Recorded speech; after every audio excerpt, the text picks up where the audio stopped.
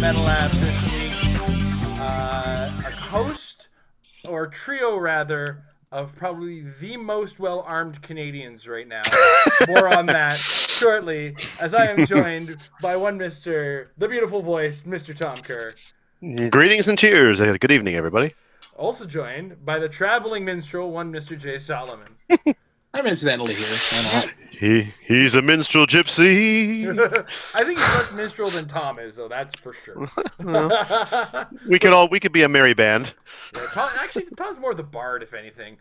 I'm definitely the warrior. That's for sure. Yes, that's true. Coming in screaming. Everybody's hitting me while everybody's figuring out what the hell is still going on. Anyway. I'll take being the bard. That's a good idea. It is. And you're buffing me with your music. Jay, what are you? Sure am. Cleric. That's a good idea. Fair point. I do have a religious studies degree, so that makes most sense to me. But can you This works out way better than I expected it to. Yeah, no. That kind of went well. All right, that's enough of the Metal Lab. We're doing the D&D Lab from now on. Before we turn to a D&D part, let's talk HeroClix. It's been a week in HeroClix. Mine was not as interesting as everybody else's, so I'll get it out of my way very quickly. It was Amber's birthday weekend, and she got to make the event at the Comic Warehouse this week. So her event was no rollouts. Oh, nice. But that no rollouts also included no probability control. Oh. It's a very little rolling period. Guess what happened to me? I don't know. Did you build poison and shredders? No, I didn't bring shredders or poison. I actually went nice and brought cowboys. But not specifically the Valley. I also brought a mixture of the Valley and the Justice League Cowboys. I've wanted to do that. And like get the old Jonah Hex and stuff. It was a lot of fun, but I only lost one game, but it was to a pure stealth team. Like, and even though I had one map, I had like a silly boy just not put us on a map with no hindering terrain because I didn't want to be that guy. I just said whatever map we're on is fine because it's a fun tournament. And yeah, it didn't go well for me. I mean, I could have brought it to a 0-0 tie and just stayed back like he stayed back, but I don't want to do that at a fun tournament. That's boring. That's the opposite of fun. And I got to turn off my Facebook because everybody decides to send me messages the second I go live. So I apologize for that. It hurts to be so popular. And you know, it's one of those things. It's not really popularity. It's just two guys in a chat group, and it's that chat group that I haven't muted permanently. So, oh man. Anyway, that said, Jay, you traveled. That's why I called you the traveling minstrel. Across the border, even to a WKO this weekend. You're kind of burying the lead on today's celebration of the greatness that is Jay. There, Jay. Oh, that's true too. Yeah. Oh, that's right. Yeah, it's in addition to Jay having traveled across the border this past weekend, today finds it to be Mr. Jay Solomon's birthday. Tom, hooray! Oh, maybe I will. Happy birthday to you. Happy birthday, dear Jay. Happy birthday to you. And now we are copyright striked. And now we're something like that. There you go. Oh, That was Tom doing a cover of Happy Birthday. There's not the rights. That's okay. I don't really know how to play it, so there were enough missed chords and missed notes in there that they probably won't be able to catch it. Yeah, anyway, happy birthday, Jay. Good on you. You finally turned 19. You can drink in Canada. I've got gray hairs older than him on me. It's funny you said 19 specifically because I'm pretty sure I was 19. I think I was 19 when Paris won, and then the whole thing about he won, then Isaac won. That was a good year. Yeah. I guess before I actually meant nothing. Carry on. Before I go into that, I was actually going to go over my casual team because that was pretty fun. Because I like Asgardian stuff, and we got Asgardian stuff in the new set. And we still have Thor, and I hadn't played my Thor Frog of Thunder from Hammer of Thor, so I did. Awesome. The common Loki from Mighty Thor with the God of Trickery trait. So I started with the two clones, Thor Frog of Thunder, the new Throg, which is actually not Thor, it's actually a different character. Right, it's Throg. Yeah, it's whatever. Yeah, the frog that actually turned into Thor, gulp. whereas Puddle Gulp, I believe. Yeah, but then got referred to as, what was it, Walter Simonson? Yes. I think that's what the card says, which Yeah. is cute. That's cute. Chase Odin from Mighty Thor. It's not the new one, the new shiny one. The one with the terrible, terrible weapon, which I elected to not play at the 150 because I like the running shot. Nice. Dino Thor, because holy hell was Dino Thor amazing. Looking at Tom Agreed. specifically because What can I say? Valkyrie Chase from Mighty Thor just because she's 30 points, has mystics, can attack, drop a weapon, which she did die, never actually picked it up. And then I could have filled it in with like split lip and a weapon, but that just felt like too try-hardy. So I just went with Thoris and was a couple points underbuilt, but whatever. So basically, turn 1, move the Lokis up, make the Odin Pogs, move them up, move everybody up basically. Move all the 0-point stuff to be 0 points and annoying. So it just so happened that before I left the house to play at the tournament, Dan Powell and Sam Powell put up their pregnancy announcement. So I specifically... Oh, yeah, another thing Tom didn't know because he doesn't have Facebook. I'm not. I'm an anti-social media guy. But basically, because of this, I specifically grabbed Dan's only map that he has for now, because he has the other one to make, but I grabbed the other one. And I won the map roll the first 2 games I played it, even though it didn't really synergize with my team. Like, the Thor Frog has a special power relying on water. There's no water on the map. I didn't care. It just felt like a nice thing to do. So I won 3 games, although one of them I did lose map roll. My opponent had the Poison Ivy map bonus with an Arkham Swarm.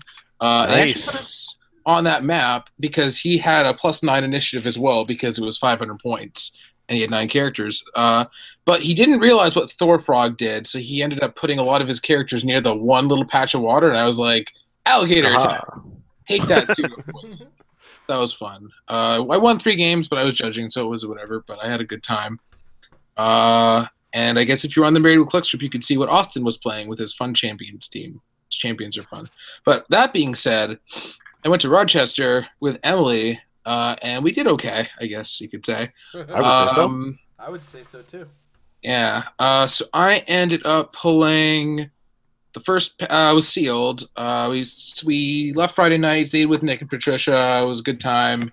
Went for dinner, all that good stuff. Went to the venue. So I ended up opening my first pack, and I saw nothing that I was really too happy about. I got the Captain Marvel non-prime, which was, you know, Just like- not a bad play. Just like last time, your first booster never has anything in it.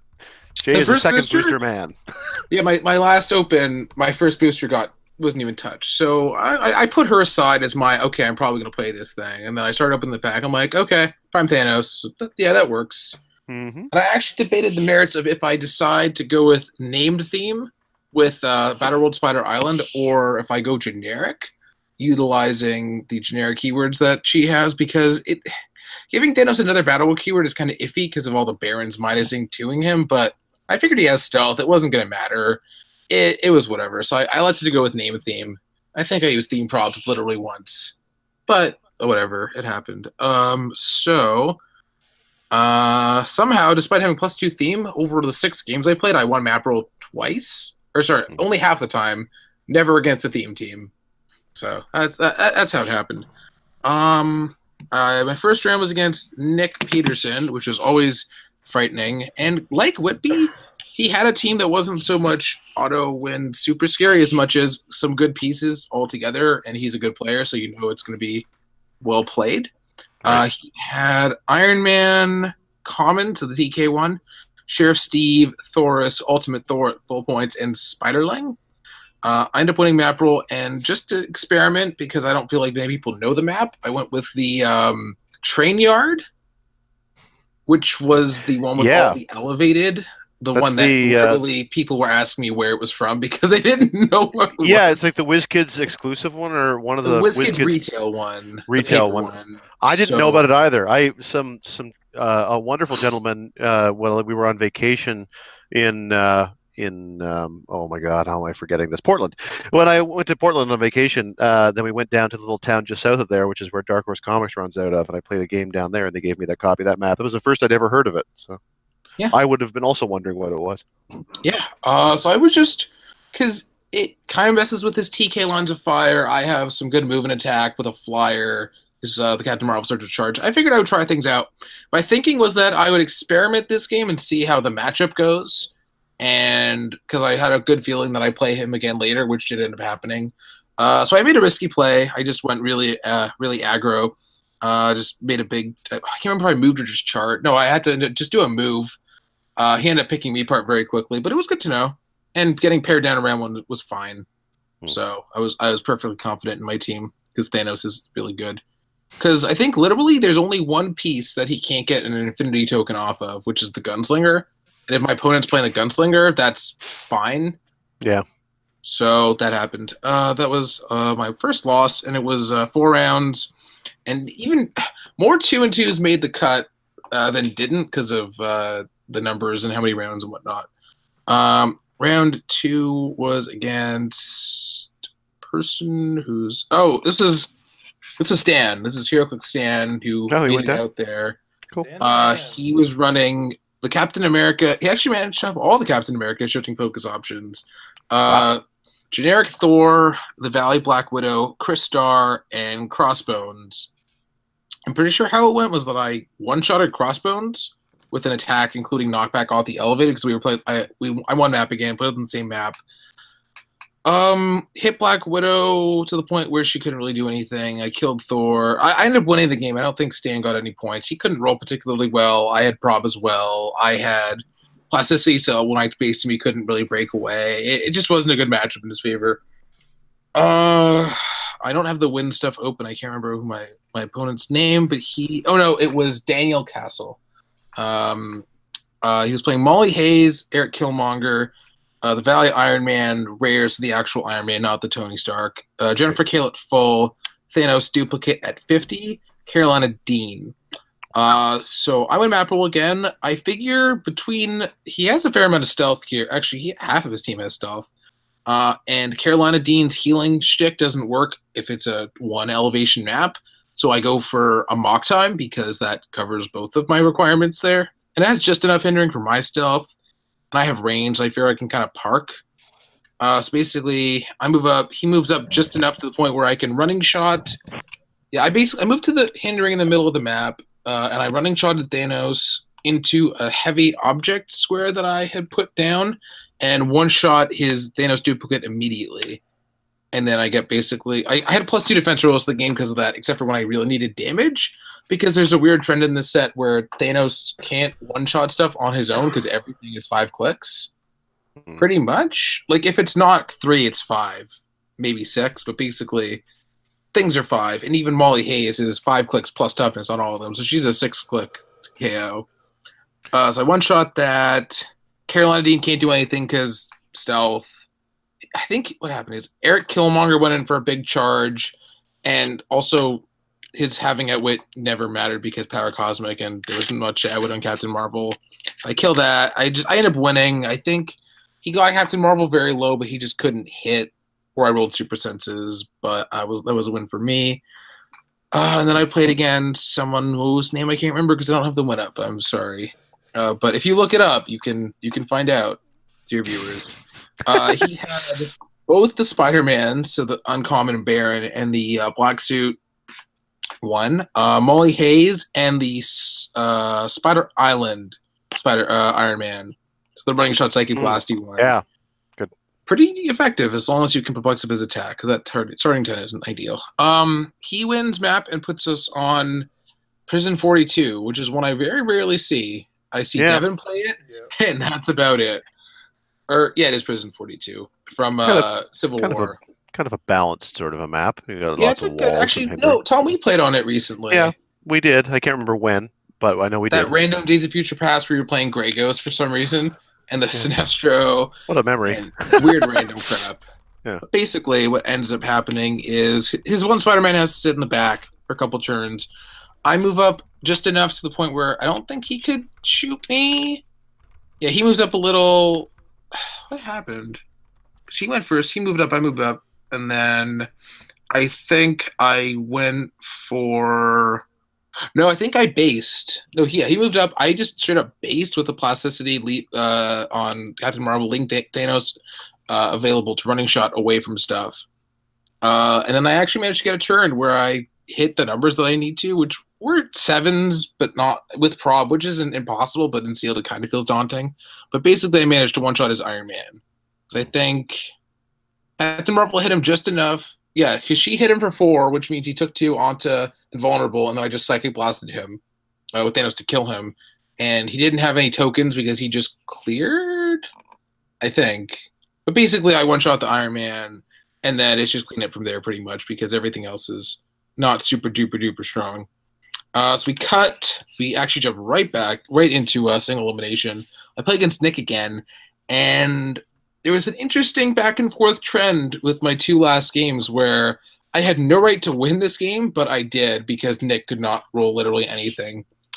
He wins map roll, puts us on Arthur's Castle, which is just really kind of an annoying little map. So basically, I end up moving onto the elevated path. I moved to like elevation 3, like the squarish part with some blocking, whatever. I move up there, give myself the chance to clear. He moves up a little. It ends up being, I know he's going to hit me first, so I just have to place myself such that I get the best opportunities afterwards.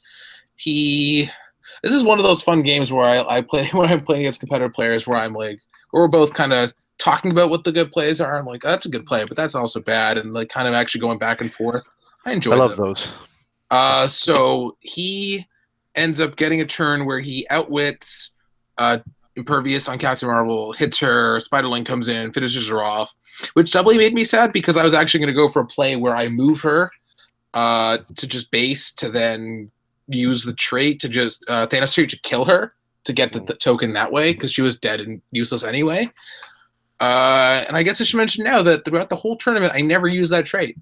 It just never. There were a couple situations where I was like, do I want to get hypersonic? But Captain Marvel's dial is kind of short, so I didn't feel like it was ever worth it. But basically, he kills her. She accomplishes basically nothing in the game.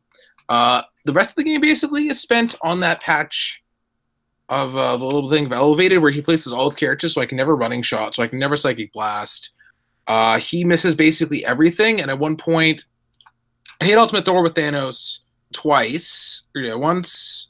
I hit him the once, and then if I hit him with the second attack and I don't crit, he's on his last click with good stats Flurry, which is really sucky. But then I roll the crit hit.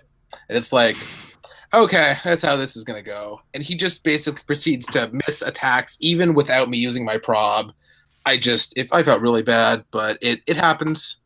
We talked about it. He didn't make any incorrect plays, and there's nothing you can do at that point. You can't blame yourself, so that happened. Yeah. Next time he doesn't have to let you stay with him.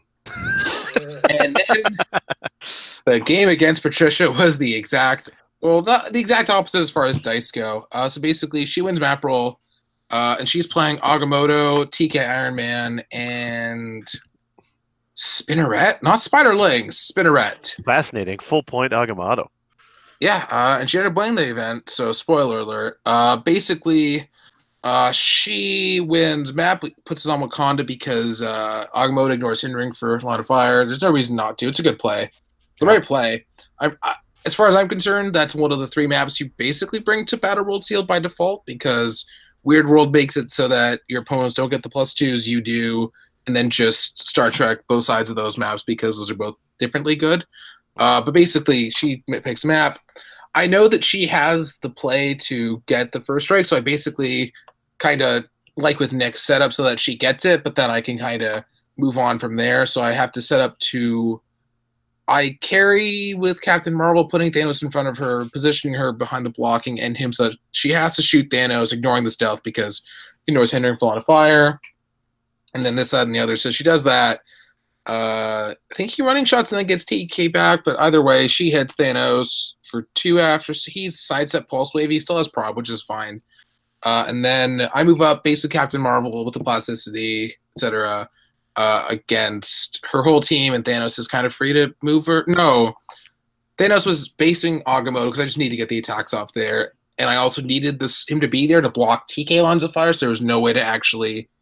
She would need to roll against plasticity breakaway with prob, so that's not good odds. She shouldn't do that. So basically, she ends up close combat attacking Thanos, who's on click 2, and she rolls the crit hit, which means that he just bypasses his last impervious click. So he goes from click 1 to 3, and then she crits. He's on click 6, which is a toughness click. I'm like, well, Well, at least you got that exploit weakness against his invincible. It's funny you say that because then my following play was Agamotto's push because this is only like her turn 2. I actually do the math of knowing the dial on Agamotto. I'm like, okay, so Captain Marvel just hits him off of the Invincible the first click. Or Yep. no, that's not true. For my first play is to have I still have Empower on Captain Marvel because she either hasn't taken any damage or she took a push at some point, but either way, she has Empower. I have 5 damage exploit, which I was pretty sure killed the Iron Man. Unless I'm just wrong. I think you're right. Yep, just kills the Iron Man. 5 yeah. penetrating. So that happened. So my idea was that I kill him with Thanos on no tokens. Get the token. So I have the +2s. And then the next turn, Captain Marvel punches Agamotto right off Invincible. Click 2. Penetrate him or exploit, weakness him. I think I had to do 5? No, did I have to do... Either way, I hit him for as much as I can. Yeah. And then he's on his last Super Senses click, and then I just poison and he's dead. So, but all that involves hitting the Iron Man to begin with. And then I solved... I think I still... Did I have the prob? No, I didn't have the prob at that point because I had exploit. So basically... Right. I go for the 6. I hit the 6. I built this immaculate house of cards. And then dice. Yeah, so I go for the 6. I hit the 6. She probs me out of it. I'm like, okay, I can still kind of make this work because she has to clear. And then I just whiff the attacks again. I'm like, okay. I didn't feel like I did anything wrong play-wise in that game. I felt like the crit kind of made a big difference because that no reducer, because she wouldn't be able to use her Psychic Blast on me, so I've at least lived a little longer. The exploit would have been good as well, but it whatever. I don't really feel like I made any incorrect plays. I feel like I was just not in a good position to begin with. I did what I could. Dice decided. And then top 4 is fine. And I guess at this point, it's fun to mention that Emily was sitting next to me when she opened packs, also got a Thanos Prime. And I don't know how the hell this happened, but we ended up with literally both top 4, the exact same record down to the points. Wow. So we both tied for 3rd and 4th. I don't know how. So Canadian Power Duo.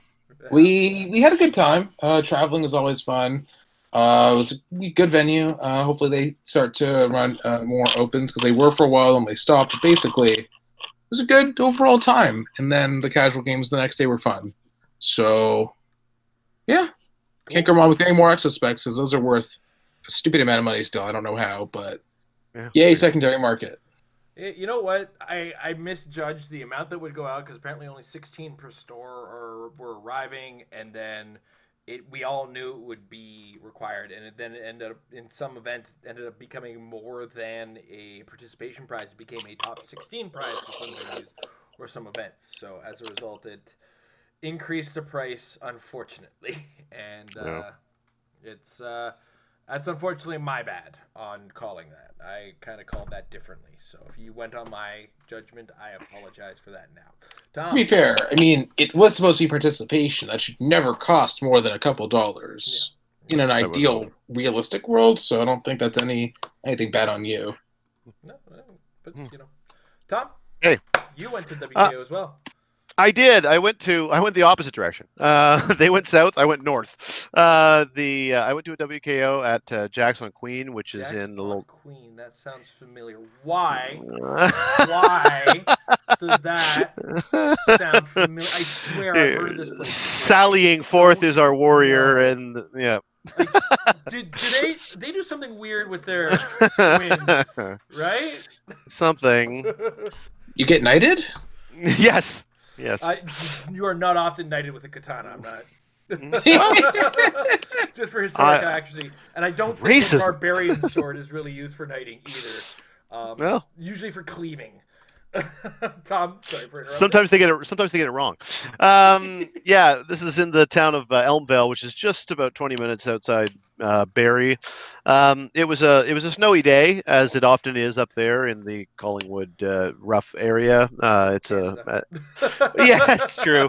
We finally had the onset of winter for the first time. We've had a little bit of a sprinkling down in southern Ontario where we are, and even though it's only maybe an hour and a half away, it got hit by some snow at Elmvale, and I think that the people running the event kind of thought that might have held a few people home, and it was also far enough out of the city, and they had a bunch of people, as we know, going down to Rochester. So it was not a hugely well attended event. There were 8 people there, which is, I guess, exactly what you need if you want to go ahead and do a cut. I mean, there's no cut at that point, but if you want to do a Swiss and then an elimination.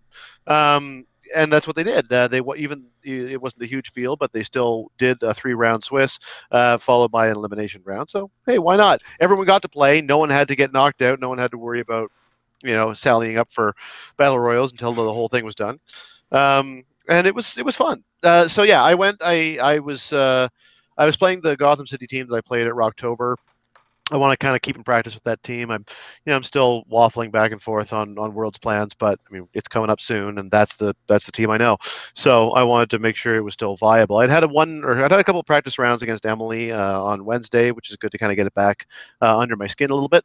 And when I arrived, then the first I won't take a super long time with this. I always say that, and then I take 45 minutes. The first round that I played was against Patrick, who's one of our locals, who did make the trip up there and was taking the opportunity to test out Starro. So once again, I had the harrowing experience that is facing Starro.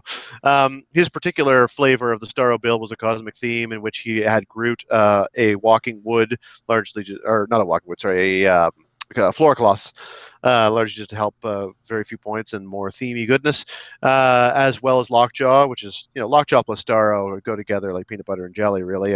I always expect to see them together. And then he filled his out with the Photon Chase, which I thought was a cool choice. Mm-hmm. Photon is the one who pulls over bystanders, right? Yep. Yeah. Yeah. I like that a lot. I mean, I've always liked Photon. I think that she's one of the most underrated of those chases. It's a very pog-heavy game right now. The ability to pluck them over to your side and take them out is especially good. And in his case, because it was, he was doing Starro, and you've got Starro fights, and you've got walking woods clogging up the middle of the map. If you would try to do a bystander sort of mutual clogging, then he can just pluck them over and take them out. And certainly against my team, where I'm relying a lot on pulse-waving penguins. Those pulse-waving penguins. Seals. Well, yeah. In this case, I lost map anyway, so it was a bit of a moot point. So yeah, he was +5 cosmic. I was +5 cosmic. I lost map. We went to the Bifrost. The pulse-waving penguins are usually helpful for starfight clearing, but they're not so helpful when every single time you create one, they get plucked over by Photon and immediately killed. So that strategy wasn't going to work. This was a game which this was a game that had it gone 10 minutes longer would have had maybe a very, very different complexion.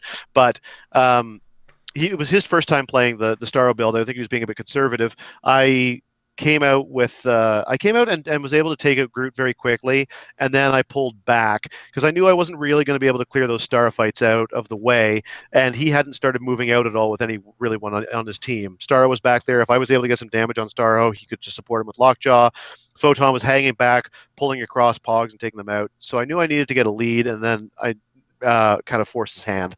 So I went out, I took out Groot. That got me the lead. He took out the tank, which is easy to do when you've got a Photon. He basically sent starfights forward, and I just kept kind of either taking them out, or the only mind control option that he ever really had against me was Joker, which is not hugely relevant. You can't really do any damage to him, even if you run him into the Bifrost.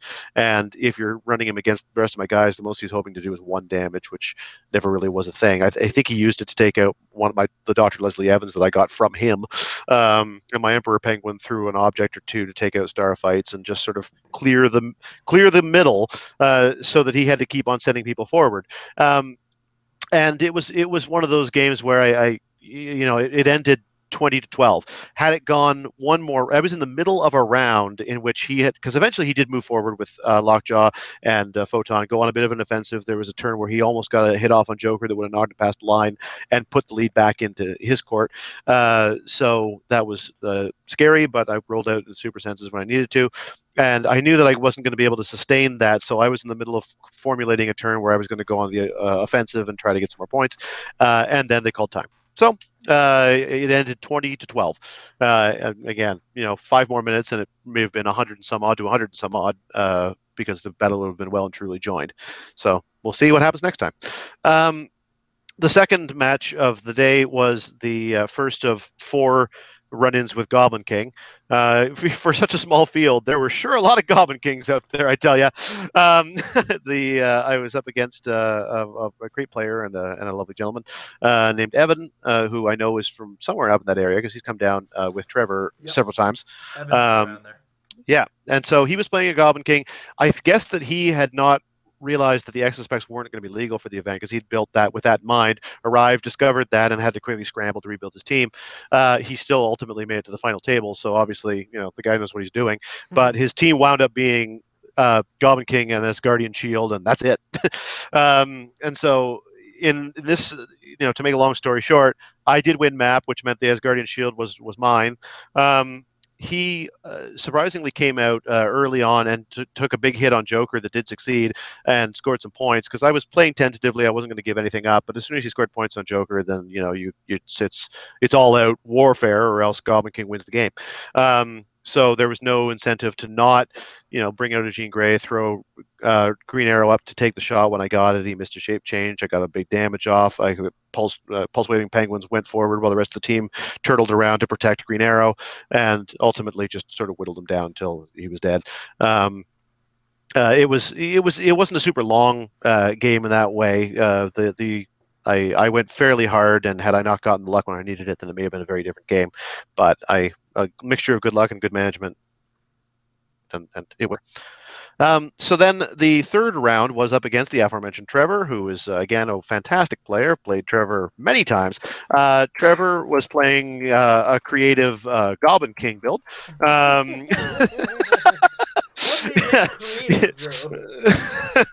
Well, I actually kind of was. He wasn't going for the pure point denial version. He was doing Goblin King with a Night Nurse and a boxing ring.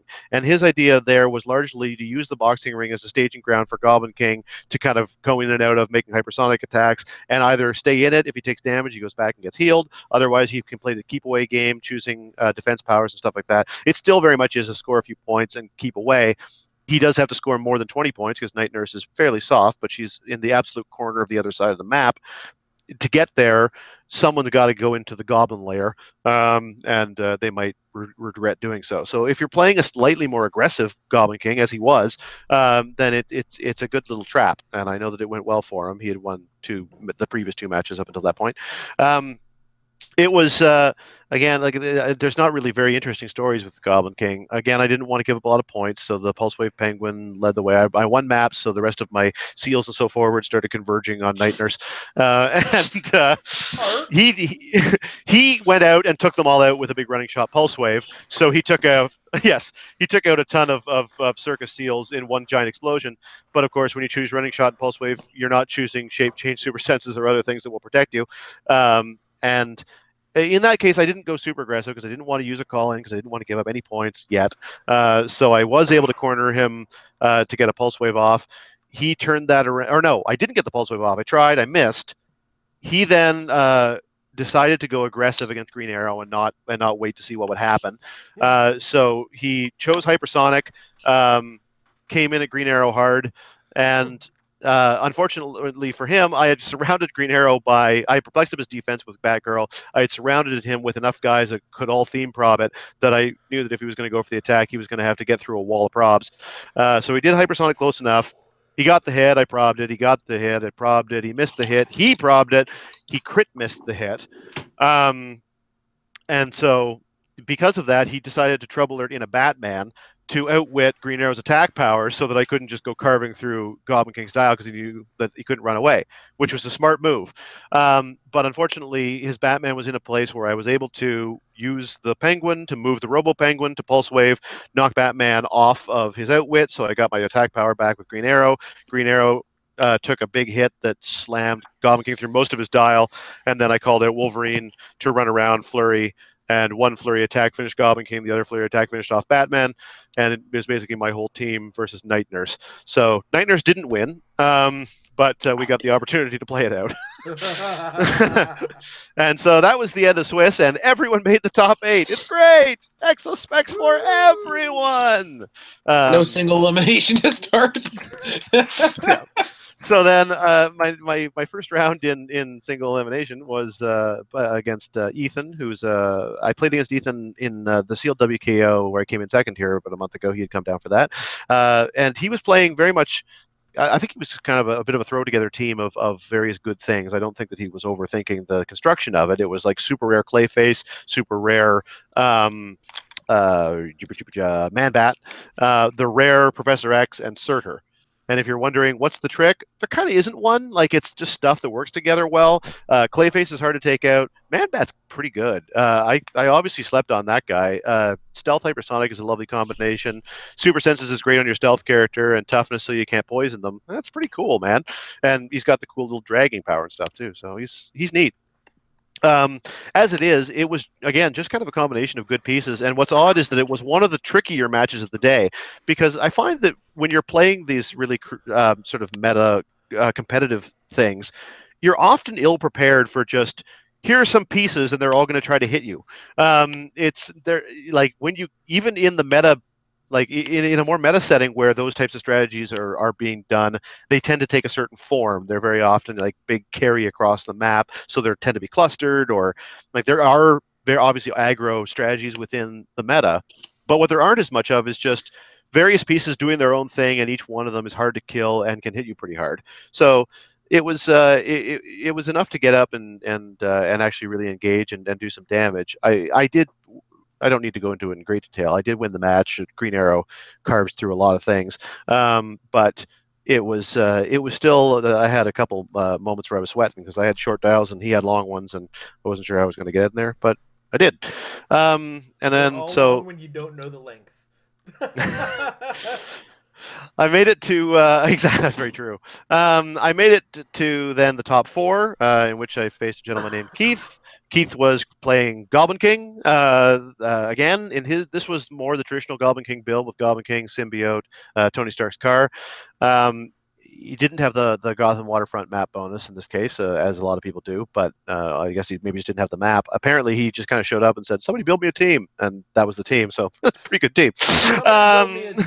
All right, let's try a super competitive thing. Right. And then he blasted his way to the top four. Like, this is a good player. I should point out, like, just because it was a small field doesn't mean they weren't good players. Like, this was a good experience. So it was another Goblin King. This was the hardest Goblin King match yet. He was very aware that although the pulse waving penguins were an annoyance, the Green Arrow was going to be the one that could do the most damage to him. And so even though I won map, I swarmed around his Tony Stark's car and symbiote with my seals, and he just didn't bother with them. He's not worth fighting them. Instead, he did what he could to use terrain to his advantage and use his powers to keep rollouts and make himself hard to hit so that he could try to get to Green Arrow before I get to him. I didn't want to sacrifice points to bring in a TKer and stuff like that, so it was very much a positioning game of chess. He got the first attack. Again, I had a lot of probs against it, so I was able to turn into a miss. He got away. I locked him down with a seal. He poisoned the seal and ran away. But he didn't get far enough away that the combination of the Perplex from Batgirl and the loyalty token I was able to get a reach on Green Arrow. He missed a shape change roll. I rolled a crit hit on Green Arrow, which not only dealt 6 damage, but also dealt diagonal knockback into the wall, and he can't use defense powers when he's been hit by Green Arrow. So there's another damage. And that was my first action for the turn. So the second action was SR Penguin moves the Robo Penguin next to him, and I was about to declare my third action of pulse waving him when he just said, "Okay, I see the way this is going," and shook my hand. So that was how that went down. And so I went to the finals against Evan again, who was playing Goblin King again. So this is my 4th Goblin King matchup, second one against Evan. Evan definitely was playing this one more conservatively, and it made it difficult. He was using his outwits to keep the pulse wave at bay until I created a second Robo Penguin. Pulling back, I did a bit of damage. He pulled back. He was able to heal it up. He was able to keep me at distance. To make a long story short, eventually I was able to shoot him across the map. He missed his shape change. Green Arrow did a lot of damage, and the Penguins finished him off. That is the general way that these games tended to go. But it was luck, as Goblin King so often is. Like, if they've been hitting his shape changes, then he may have had a chance to get in there, to maybe take out my arrow before I could do anything else, and then it would have been a real slog trying to get through that dial without the benefit of the kill shot. So it was a tricky match. They were all tricky matches, but it was good. I won. It was fun. I was gifted this wonderful katana from the good people at Jackson Queen, which I've dubbed Goblin Slayer for fairly obvious reason. And it was great. So I was super happy to have had the opportunity. It was a really fun venue, and a lot of cool people were there. I felt like maybe I was a little over prepared with just the sheer math on my team, but I don't know. There were no easy matches. So Yeah, I was very relieved to hear the news that I didn't end up taking away the qualification from you because of Whitby. So there you go. Felt good all around. I for some reason thought Tom had already had his. So I mean, he deserves it. I was never worried about it. Aw, Tom getting it. You guys. Well, I never. So this tournament result, with you also winning a sword. This one is the Monster Blade because I won with monsters. Yep. The other one is Random Destruction because I won with Sealed.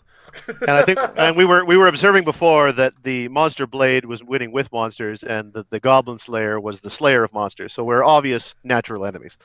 Yeah.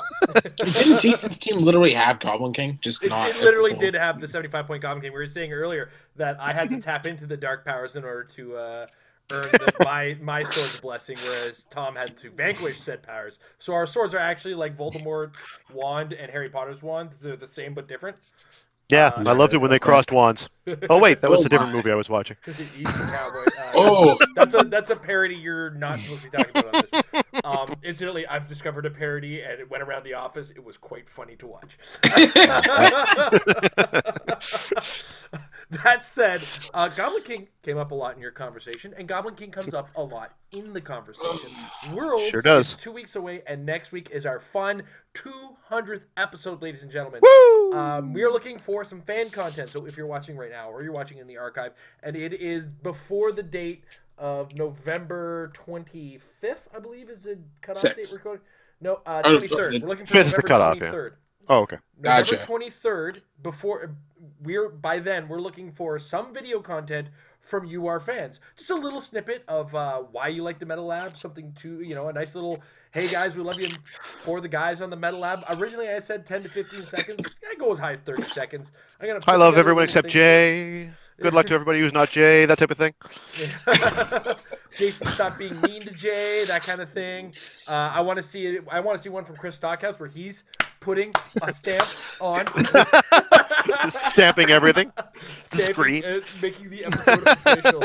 Anyway, we want your content to help, just kind of usher in 200 episodes of the Metal Lab. My God, we've been doing this for 200 episodes. So we're looking to have a lot of fun next week, with next week being the last Metal Lab before Worlds, obviously. Yeah, man. And so we got some really cool plans for that. And we just, like I said, anything that you do want to put together for us, video content or whatever it is, our email address is marriedwithclicks@gmail.com. If it's a YouTube link, we'll find a way to get it off of YouTube. Don't worry. If it's raw video content, try to have like a Dropbox or Google Drive link that we can use in order to get access to it, so that we can edit together a little thing of you guys saying thank you, and just so see all the people that have touched our show. And I'll have Tom do a cover of Good Riddance by Green Day. No, I'm not going to make him do that. Though for the ad read today, we have a special treat. Let me tell you, I'm going to have a hard time not smiling during the ad read. That's true. So with that, next week being 200 episode, this is really the week we want to spend talking about the teams at Worlds and how we deal with them. And this conversation, of course, sparked because Tom had mentioned, oh my God, a Goblin King. And the reason we have to bring up the Goblin King is when you look at the big scale of these tournaments, what you see most frequently is either the most powerful or the cheapest. And Goblin King as a build, even though it's not cheap per se, it is the least expensive build you can put together. It's pretty cheap. Goblin King is about $40 himself, which when it comes to competitive HeroClix, like as a HeroClick, a lot of people go $40 is a lot, but then if you look at him as like most of your team, it's not much money after that, right? It will be an ID card, which you can generally range in the $20. I think if you go for a Cyclops, I think is a general. I don't know what ID card is often played, so help me out if I'm wrong on this one. I'm seeing a lot of talk about Iceman because you probably want more Pulse Wave in the mirror. Fair enough. Yep. So you might see an Iceman ID. Now it's going to jack up the price on the Iceman, but you're going to be at the tournament, grab yourself a Blackbird, boom, you've got an Iceman student ID. Yeah, but to be fair, like a Cyclops one is also viable if you can't afford it. So like you said, like you can do it on the cheap. Yes. Tony Stark's car isn't hard to come by. Nope. Symbiote isn't hard to come by. I think I even have an extra couple of Tony Stark cars. Yeah, I've got one that's literally broken down. So yeah. But long and the short of it is, it's a team we're expecting to see a lot of. And it's not going to be the only team we talk about, but it's the team that we want to address first because it's the one we expect to see the most of by virtue of it being the easiest to build. And it's not, I'm not going to say it's not easy to play, but it is probably by far the easiest to play because of the type of choice you have with it. It's kill or run, and that's generally, or you can try to do both in the same sort of action with it, I think. Yeah, the way that I like to characterize it is that if you went to school or whatever, and there were different kinds of exams you would take, and sometimes you take an exam where there were 100 multiple choice questions, and sometimes there was a question where it was like an exam where it was like one essay question. Goblin King is like the one essay question version. You really can't afford to make a mistake when you're playing Goblin King, and that's why it's not easy. Is that you got to do it right, but there you don't have to have so many things going on that you're likely to forget some of them or miss some of them up. You've got to focus really hard on that one thing and do that one thing really well. So, yeah, absolutely. So, on that topic, you aren't playing the Goblin King, or you are playing the Goblin King. What do you do to deal with the Goblin King? Now, Tom, your team comes with its own little Goblin Killer itself. One-armed arrow man. Sort of. I mean, that one's not really reliable. At least it's a stealth breaker, so you can get around that particular piece of it. And he'll still have rollouts. He'll still have high defenses and other things like that. I mean, I think it would be kind of maybe beneficial to just sort of talk high level, because obviously, it's not a good question of what particular team does what particular what, but what are the sorts of things that we're thinking of when we go into a Goblin King match. I mean, the first thing that comes to my mind when I think of a Goblin King match, there were sort of, I was thinking about this in the car, so I have a lot to say on this particular subject, and maybe I won't monopolize every topic so much. Let's get Jay's input. Yeah, yeah. Oh, thanks. Because we've kind of been talking, and he's been staring into space. I think he almost fell asleep there. Well, it's his birthday. Oh yeah, going I'm so into drunk. the Goblin King matchup. First thought, first inclination. With what team? You're not talking to the right person. Well, again, we're kind of doing high level thought here. I know that yes, absolutely, the specifics of your team are going to dictate the mechanics of what you're doing. But what's the sort of the psychology of the match? Yeah, like what do you have to do? Well, you definitely don't have to. I mean, you don't give away points, so you're probably less inclined to just retaliate in general. You're not going to use ID cards in general. You're not going to want to play risky, but at the same time, you kind of have to prepare to be aggressive in case he does take the points, and then you got to really amp it up. So as far as general strategy, I guess cautious, but still aggressive to some degree. Ready to flip, basically? Yeah, I guess ready to switch at a moment's notice because there's a lot of swing there. You never know what they're going to do. But also, there's a little bit of setup with that team where he has to get to the symbiote and equip it or start picking defensive powers only. So you kind of have the time to go aggressive if your build can. But that's, I guess, the basic plans, so to speak. Okay, Tom? Agreed. I was going to say basically that it's don't give up points under any circumstances. So, as tempting as it might be to use an ID call in to be like, I have one chance at this. Exactly. You have one chance at this. You may very well fail. If you're going to call in a TKer to get your swing up there, and then you just flub the roll, or you hit, but you can't finish it off, and he's able to just heal back whatever he's done and then run for the rest of the game. Don't give the game away that way. It is better to be more cautious. It's better to be more conservative, because I think that when I like to approach a Goblin King game,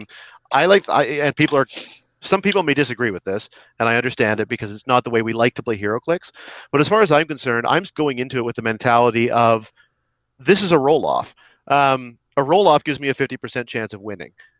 Anything that I do that's going to give him a better than 50% chance of winning, whether it be being super aggressive and then leaving somebody out there that he could capitalize on quick points, retaliating at an inopportune moment if he could just kill the retaliator, bringing in an ID card for any reason. Anything that's going to put the ball into his court and give him an advantage is a disadvantage to me. So play it conservatively. The thing that Goblin King is forcing on opponents, the reason why it's so awkward to face him, is that it's so daunting. You're like, I have to kill the whole thing or else I'm screwed.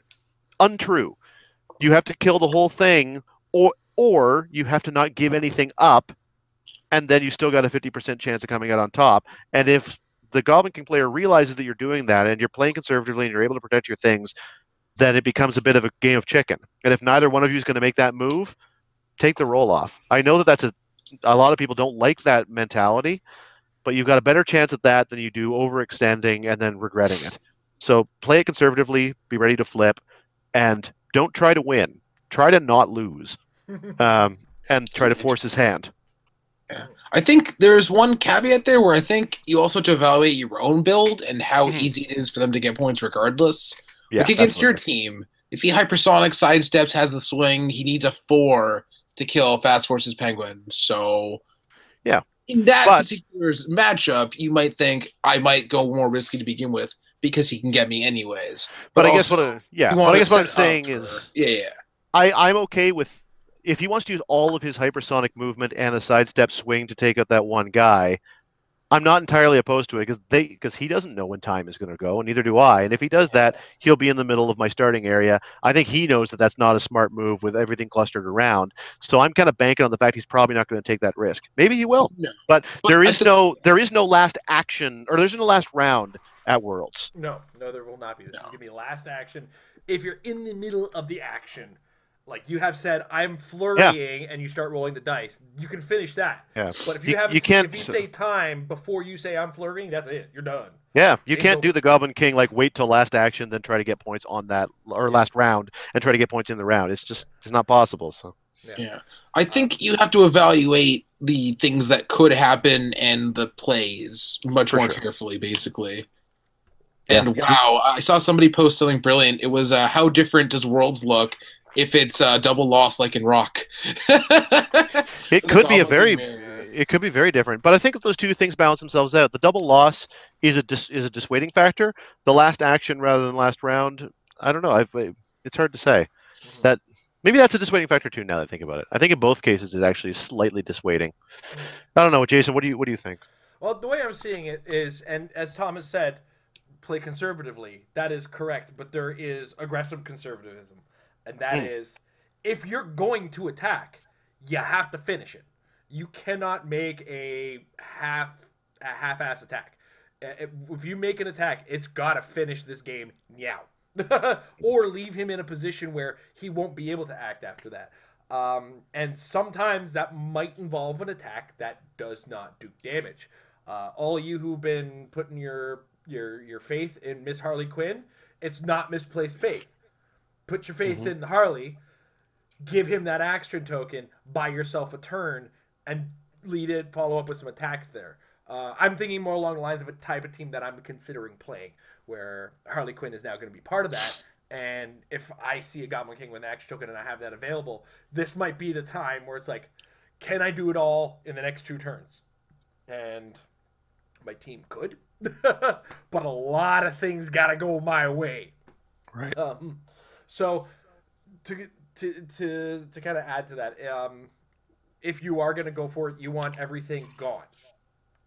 And that is like Pulse Wave, as an example. Yes. Also, a really good example would be Surtur. If all you have to get past is the shape change, Surtur's only gives him 1 rollout. And, I mean, it's a rollout that could just make you go, oh, well, that sucked. But at the same time, it could be a free 3 damage, which pops him off of his invincible. And chances are he's chosen other sources of powers, not choosing the power he has already. As a result, you can now, and even if he does have invincible, he's not getting that for that. Anyway, but then you can follow up with actual penetrating damage that's going to penetrate this time. If you have that option. I mean, these are if you can, when you can, possibilities. Like, there's a billion of them. I'm just, like, kind of high level as well. It's like, Surtur is an example of something that isn't Pulse Wave that says you don't have what's going to get in my way. So, something to consider in that. I think we're like, these are all the things you have to think about. Is they're playing conservative game, you're playing a conservative game. Yeah. Be mentally prepared to have to roll off. It's the best way in some cases, and like I said, if you're gonna go for it, it has to go. Oh, and I should have probably mentioned earlier, the other thing I wanted to say about when we face Goblin King, get on it. Like, don't take your time. Don't extend your turns. Don't try for a roll-off, because he still has a better chance of getting over and carrying something on your team than you do on his. Mm-hmm. So, yeah, play conservative, but play fast conservative, so that if you need to flip, there's time to flip. Yeah. Yeah. Any final thoughts, Sergey? Awesome. I'll take that as a note. Did my mic die, or? No. I can still hear you. Okay, cool. You stared at me like I said. Any last thoughts, Jay? I didn't hear you. You actually did cut out there. Okay. Or your mic died. Any last thoughts, Jay? On this particular subsection of this topic, no, I think we pretty much got it. Cool. There's a lot of other things to say. Yeah. But we're going to go on each team in detail because Worlds is so around the corner. Oh, right. Yeah. Next up, the other one. Tom, your team. Sure. It's not my team, to be fair. Oh, yeah, Hold on. You want to talk Gotham? You have been most successful with. Okay, so yeah, you want Tom's team. I don't know what he's arguing about. If you want to talk Gotham, I think that there's a couple different variations that come to mind. There's my variation, which a lot of people see, or not a lot, but there seem to be some other people leaning into it, which I should probably point out is the greatest thing in the entire world, and I could not possibly be happier. Nothing is going to make me happier than if I go to World and see somebody playing a team that I did well with. That's all I care about. I don't want to do well. I want to see somebody else playing my team. I can retire then. That is really exciting. I won with that. Peace. Yeah. I want to see somebody else show me how it's done. Like, I don't consider myself that great a player, so if a real player wants to come along and show it off, do it. Anyway, neither here nor there. So there's that, and then there's also the more Penguin activation-oriented version of a Gotham type team, which is where you're mixing it with a Harley Quinn, like Gotham City Underworld, or you're mixing it with an Anarchy. Bomb their area and then send penguins in, force them across the map, and shoot them down if they come. That type of thing. Okay. Do you want me to? Well, I don't need to start. Why don't you start, Jason? Okay. Well, how would I start? Don't fall for the Green Arrow has to die thing. I have in the past. Green Arrow doesn't have to be your first target. He's threatening. Don't get me wrong, but he doesn't necessarily have to be the first thing to die. Commissioner or Barbara Gordon, the Batgirl, equally a good option to get killed first. The Penguin, on the other hand, like the thing about the Batgirl is that you are going to get a bonus from killing her in addition to her dying. So she's also adds a mobility to the ID cards. So either of those two targets, of course, are your high value targets. See what value your team on how the Green Arrow affects your team, and go from there. Batgirl is a threat. Green Arrow is a threat. They're both threats in different ways. Evaluate how Green Arrow is. Like, if you have a very swarmy, poggy team, Green Arrow's not that bad a problem for you because he can choose one target, right? It's the ID card he's going to call, and that becomes a problem. But you got pogs, right? But don't overstretch for the Penguin either. The Penguin's just an unfortunate thing that exists on the team. And if you go past everything to go kill the Penguin, it's like, yes, I got the Penguin. You're staring down the throat of two big problems that can call in bigger problems. That's something to be careful of as well. And outside of that, you can shoot at that Green Arrow. You just have to be close for it. And that's, sometimes it's better to take the shot when he's got close combat expert or combat reflexes, right? If you can get, if you can make an attack that a 19 defense is negligible to you, like I was capable of doing with my Kirk, okay. But the easier attack is generally at range with him, and that do use that 3 range that you do have available to you with him. So be aware of where you can be when dealing with this team, but also be aware of its reach. Count the squares yourself ahead of time. Know you're drawing the line, and when you're drawing the line, when you cross that line, much like the Goblin King, it's go time. do not let him go first. You know, be first has always been like I come from a wrestling background, so be the first to attack has always been the rule of a wrestler, Greco-Roman style / freestyle. So it's kind of the approach you want to take is don't let them go first because you want the advantage. Get them on their heels is generally the trick. Jay. Well, I think you sit across from it a lot depends on the map rule because the Penguins can really matter a lot, really depending on what your team does. Like if you have a symbiote, like I do on my one team, sad because assuming that the map rule is won by Tom or Tom team player. It's not just me. Yeah, other people are doing well with it too, but I'm going to call it the Tom team. So if you're playing across Tom team and you lose map roll, you have to evaluate what the Penguins can do. You have to assume, well, Tom's going to roll a crit hit with his Penguin chucking a lead object. So does that matter? Because assume crit hits always. I mean, just assume the Penguins are a bigger threat than they're not. Long shot back in the game. Hey, anything that can do damage and not give up points is a meaningful threat. Yeah. The Penguins not being able to be the Penguins being 0-point potential threats is important, and also I think Joker isn't a bad target either, especially with the mandatory roll. Like if you can manipulate that dial, like suppose the turn 1 he has to roll, he takes a minimum of the 1 damage no matter what. So if you hit him for 5, he's on another click 7, he has to take more damage. So basically, if you can manipulate that Joker dial properly, you can start to rack the points up. And also there's no threat of retaliation, so woo. And also the tiny tank isn't so terrible, or scoring the big tank isn't bad either, depending on how badly it messes you up. So I'm not saying it's easy or necessarily the best play all the time, but I do feel like you can go for points off the Joker. And the team isn't slow, but it's not the most aggressive. So if you have a bit of a lead that way, even assuming you have 18 points from the tank and the Joker, getting 1 token off of them, it's not a bad way to start. Right. And then if Tom has to go more player has to go more aggressive. If Tom, the guy who's going to be playing this team. Yeah. And also depending on the variant, you never know how many ID cards there are. Like what, Tom, you were playing 4 ID cards, but I've heard talk of the variant 5. with 5. Okay. Yeah. Student Cyclops, faculty Cyclops, student Gene, faculty Professor, and Wolverine Wanda poster. Right, okay. So, right. And if you can get across the board, if you can get a turn where Green Arrow has a token and whatever calling he can do isn't relevant, that can matter a lot because there's no leadership on that team. And also watch out for those pulse wavy penguins because those are a thing. Mm-hmm. That's basically it. Like, Batgirl's not a hard target when you're talking about the grand scheme of the competitive metagame, but 18 Super Assist is probably certainly not bad defensively either. And the fact that she's harder to shoot these days of less stealth busting. So stealth deep dial. All right, Tom, where do we miss? No, it's funny because I think you touched on a lot of things. One of the very first things you said, Jason, is the thing I was thinking. Again, I was thinking about this earlier. I was like, what would I say about my own team? This isn't the team that I've been playing a lot. That particular version of Gotham is not built around any one particular trick or pulling off one particular combination to the point where you say, here is a house of cards. I'll just remove this card and the whole thing will fall apart.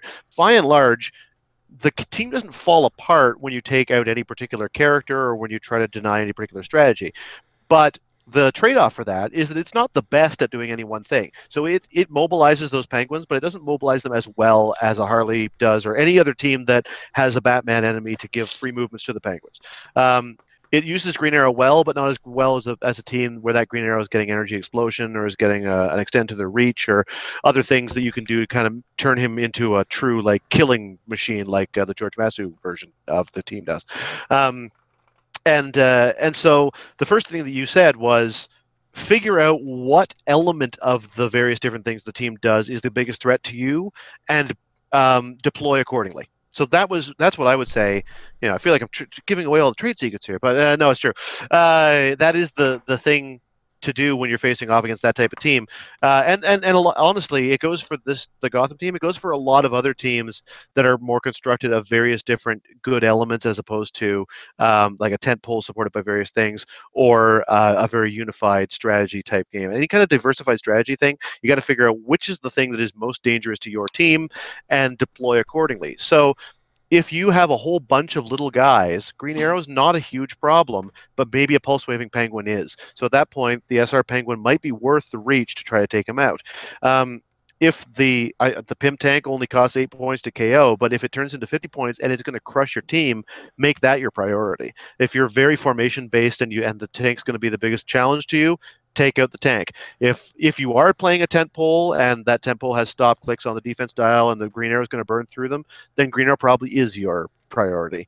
So target the thing that is most applicable, and until you do, I agree with Jay, try to score some points and force the hand of the person on the other side of a big portion of the success of that team, as I've played it, has been with those autonomous seals and puffins and the robo penguins and joker call-ins. There's a lot of opportunities to make attacks to get a points lead, force the hand of your opponent, and then try to make them regret it if they overextend. That strategy can be turned around. And if you can turn that strategy around, exactly what Jay said, like get some points off the Joker, try to take out the tank, get a pot shot in on anybody who gets too close, or if they are foolish enough to leave any of their ID characters out, jump all over them. If you can get the lead and force their hand, it's not going to be a team that deploys super fast. That's kind of my version of it. And, you know, very quick. A lot of those things still apply if you're talking about the more like the Anarchy and others type of team, or the Harley version with various other things, where it's more focused around really deploying those penguins. At that point, the super rare penguin is a 40-point character that is worth a 100-point investment in taking out. If taking out that penguin early against one of those other types of teams is going to cost you more than it gets you, I actually think it's not a bad trade if you can do it early, because you can make those points back, and the loss of the penguins is going to be a big deal. So I normally would never recommend overextending and going behind in points, but teams that are really designed to mobilize those penguins have a much harder time dealing with the loss of the penguin, and it's often worth the point sacrifice if that's what it takes to get the lead. So that would be my very short version of the other variant of the Gotham thing. Is I think that it's a little bit more of I don't want to say it's like a one-legged chair, but it's a little bit more of a thing where if you take out that one particular piece, the team is less effective overall. I think one of the reasons why my particular build has been successful for me is that it isn't reliant on one thing. So you have to figure out what it is that is most important for you to deal with. Awesome. Wow. Yeah. All right. So next up, let's talk Starro. Got to talk about him. Got to talk about him. He's going to be for sale at the tournament. I think he's a bigger threat than Goblin King or Gotham by a fairly fair margin, because I think a good player can really, really make it work. We probably should have started with him. No, I'm not criticizing, but it's Goblin King is the thing we're going to see in number. Starro is the thing we're going to see in quality. Yes. And availability is going to increase the amount that we're going to see at this event. Though I think he's $70 still US, right? Or something like that? Yeah, that sounds right. Yeah. So it's not you got this. It's a thing we're going to have to be aware of. Tom, you've played against it more than I have. I don't think I've played against a single Starro. So before we start on this, because of its scarcity right now, a lot of people haven't played against it. Like, we know the Goblin King. You've talked about the Gotham's team on this show. Give us a little bit of a high level of what the Starro team does, specifically the Cosmic variant that has like the Star Fox and the Lockjaw and the Groot on it. Yeah, the Starro, in very, very short terms, the Starro has the ability to create Starro fights, which are useful for a couple reasons. Their movement actions don't count towards your total, and they have side steps, so they can mobilize. He creates 3 of them at a time. There's a maximum of 6 on the map, and they give him the ability to mind control characters adjacent to a Starro fight anywhere on the map. Well, if they blow themselves up, but anyway, that is what they're there for. They're there to go out there so that Starro doesn't have to come out from his hidey hole. He's he's got a pretty substantial range on his own right, so that if you're on his half of the map, then you're dealing with that mind control regardless. It's triple target mind control, high attack. He's usually backed up by perplexes and probs from the various different pieces that have been put around him. And the mind control really just lets you tear your own team apart. It'll often be found on a Bifrost or something that'll drop you into unavoidable damage. Or if nothing else, then bring them into position for a well-timed call-out or a flurry. If you're playing a variation of one of the chases with Mjolnir, they can, pull an opponent over, flurry them, send the rest back, have them fighting each other, send them into the Bifrost.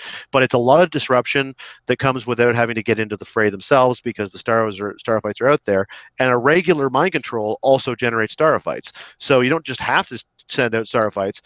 If you just get into range for him to mind control you in the first place, he'll then generate a starfight and send them over and be able to use those shenanigans. Combine that with the fact that it's an 8-click dial that has a stop click, starts out with Invincible, it's quintessent, so you can't outwit it, and it has the ability to heal if there are 6 starfights on the map at the end of the turn. So it's got a stop click that you can heal off of. It's a deep dial to begin with. It's hard to get through. It's an 18D. It's invincible. It's often backed by, again, perplexes and probs on the defense.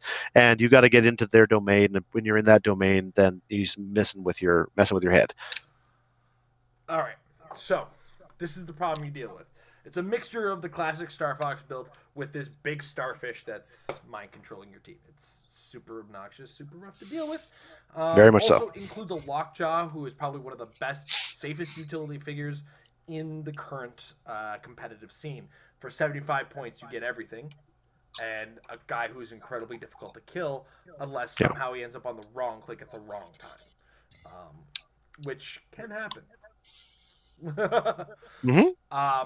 So, barring that, I mean, obviously the Lockjaw is hopefully he's on click 6 and put an action token on him. Right. Star Fox tricks we know. You can kill him. Just make sure you do a bunch of damage with knockback into something. That goes a long way. Star Fox. Star Fox. I thought it was Star O. I'm like, you can't knock back. No. Star O, you're not knocking back. And of course, when you do any of these things, you're dealing with a Groot Colossal Retaliation. Usually. So be aware. Could be a Mangog. Like, we haven't seen all the different possible variations. There are some pretty good ones out there. Yeah. So I feel like you're fighting 3 different recent variants of different builds, and you have to be ready for all of them. Because the other thing a trick I've seen the Starro builds using is you use the Starro fights to make attacks you don't expect to hit, and then all of a sudden you start mounting up all of these super friends. And this team now has prop. So these are like all little tricks and little things you have to be aware of and ready to deal with. There's nothing to say you can't tank with it. I mean, I haven't really seen people doing it, but you absolutely can tank the entire other side of the map if you want to, if you can get it set up right. So yeah. So, all right, Jay, what's your first inclination? Glad you mentioned the super friends, because those are kind of important, because in a turn you can get a guaranteed super friend. Because you did just mention super friends, right? Right. Yeah, you did. I'm saying I'm glad you did, because they're very important. Right. Yeah. Yeah, because they're guaranteed. There's a lot to say. The starfights aren't autonomous, but they have the exact same trait. So you're just like, okay, 0 attack. Hey, do I hit? No. Do I hit? No. Do I hit? No again. So just getting Firestorm. Exactly. Getting a free, I mean, Wonder Woman can give out tokens. Firestorm can attack awesomely. Batman can do things. They do stuff. A lot of builds have been playing multiple Firestorms. A lot of builds I've seen have been playing multiple Firestorms in the sideline. I'm pretty sure PJ and we're running double Firestorm, double Wonder Woman. I mean, they're not that expensive. It was only they were one per 5 recently, I think, didn't he? Really? They were 1 per brick. But either way, getting guaranteed extra characters on the map to do stuff is kind of important. So I feel like the Starfight Walking Woods aren't super fast. I feel like if you can deal with them, like if you can kill a bunch of those with a way to either not get retaliated on an important character, or to let them retaliate and then take points instead, like, I don't know. You can set it up properly, basically, and just get Groot. That's good. Get points. Randomness can be Lockjaw's enemy if you're set up properly. Banshee Inspiration goes a long way for this reason, because random action tokens are good. Harley, same reason, and also Harley has Energy Explosion, which messes with the Mastermind. 55 for Firestorm. Okay. What else? It's enough. Yeah. Also, if you're playing, I mean, there's plenty of picket power. I know Unimind doesn't have access to Battle Fury, but if your Lockjaw can pick Battle Fury, That's really good. Same with obviously Goblin King, although I mean that build doesn't do anything to Goblin King really anyway, because that's a third of your build not doing anything, essentially. But yeah, I deal with the Pogs, and the fact that the winning variant only has the one Groot and not a bunch of Retaliators is helpful. If you can somehow position such that the mind control won't matter as much as far as the attacking goes, is good. Yeah, it's been said Star Fox's dial is well known enough to the point where you can deal with it. That mostly covers it. And also just the fact that you can score lots of points out of Super Friends, I guess, is also important. So if your opponent is doing that, if your opponent isn't realizing how many points they're racking up with their Super Friends, that can be really good. If you can get ways to not get retaliated on, this, that, and the other. So that about covers it. Yeah. All right, Tom? I think that one of the things with the Starro team is that early on, I think you have to kind of make the choice for yourself whether you want to try to take Starro out of the game or whether you simply want to try to mitigate his effectiveness until he starts to pull himself out. Because if he's going to stay back in the starting area, if you've got a way to get over there and do enough damage to take him out, there aren't many. But if you've got the ability to do it and you want to commit to it, then commit to it 100%. A lot of the sort of the Sam Cap variants that also come along with a Doc Ock or something. Or Kirk, various versions of free attacks. If you've got a way of getting there and you think you can get through 8 clicks that include a stop click, then by all means do. Otherwise, I think that you're trying to figure out how you're going to mitigate his effectiveness while you're focusing on whatever else you're focusing on. I think Jay went over in good detail how to try to take advantage of Super Friends if they're coming out. Star Fox is a well-known dial. I would get to know all the chase dials because some of them are differently good. I mean, I'm not going to see a lot of Quasar, but there I think that I think Photon has potential, and Tiger has the benefit of being cheap, and Moondragon is kind of cool. So I mean, just get to know them. And yes, by all means, you can try to get some. You can try to get some early points and then control the midfield. That was what I did against Patrick, and it did work because of the fact that he wasn't being aggressive. If he were being aggressive, then I was going to have to come up with another alternative. And this is perhaps more than anything else we discussed today, something where even though this is all high-level event advice, your particular team composition is going to make a huge difference in this particular case, because Starro has just so much reach on his own that you have to know whether or not you can fight the battle from your end of the board as well. And if you can, then you can try to mitigate Starro's effect, ignore him, and then take other things out and force their hand. But if you can't, then you kind of have to go hard and just do what you can to knock him down. He doesn't have a lot of tricks, and there's a good reason why it's winning a lot. There's no silver bullet really. And so the only silver bullet has to be your scowling, Jay. What's the silver bullet? I'm just curious. I was just thinking you were saying it was winning. I don't know. Yeah, I have resting bitch face. Has it been winning opens? I'm actually curious. I haven't been. I don't think it's been available enough for that to be a thing. Like I was thinking more looking around the room at Rocktober. I mean, a lot of stars. Yeah, that's fair. Well. That's fair enough. I know it hasn't been winning maybe as much since, but again, a lot of people don't have their hands on it, especially at the local level. No, it's next to non-existent. Yeah, and this is the thing: is this event is going to be available in this building, so that scarcity is non-issue here. Yeah. So. I hope, because I want one. Now that I'm thinking about it, I happen to know. I know Dan Powell judged at least one. PJ played 2 sealed and played Gotham for the other one. So people who were playing it were not playing it. So yeah, it's interesting. So we move next. I mean, I feel like the Starro is the current cosmic variant. So outside of this, it's a matter of dealing with the Starro and dealing with retaliation. I don't know if the unseen version is still kind of out there.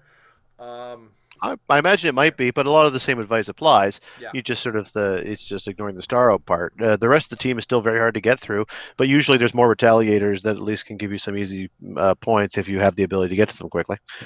A lot of these cosmic teams are almost like accidental don't die tech, except for the retaliators. So I don't think it's that accidental. I think that's the appeal of the cosmic team is that they're really, really hard to take out. Mm-hmm. All right. So I have a couple more builds to go over. There is, and I'm going to put this in the off chance, it's been too quiet too recently, and there is the possibility that we might see a resurgence of the X-Men team. Oh, I don't think that there's any doubt at all. that we'll see some X-Men. Yeah. So, what do we talk about with the X-Men is how do we deal with it? There are a number of tools actually we have available to, like, just outright that help that have scared the X-Men away. But the X-Men, like, that do exist to consider a team like the X-Men teams. And the X-Men come in two variants. It's the Blackbird and friends, usually a Cyclops, a couple Wolverines, and some Moira McTaggarts. Or it's Lila Cheney carrying a bunch of them. One thing worth noting is the big difference between the two is that the Lila Cheney version is a little bit more flexible in map. Blackbird has a lot of maps that will choke it down because of its just sheer size. Now, it doesn't often lose the map roll. It is a sizable team with a sizable map bonus. So a little cheaper too. I mean, I really liked Kenji's version with the shifting focus Deadpool to really increase the healing potential there, and a few points difference between Lila and the Jet can go a long way. Ultimately, it's both all three variants, as it were. It's a carrier carrying a bunch, and ID cards just overwhelming in just flexibility and eventual, like, if the Blackbird gets going, man, it can get real boys out. Which can like a real boy suddenly Wolverine. He could stay around for a couple turns, and if you're silly enough to not attack him.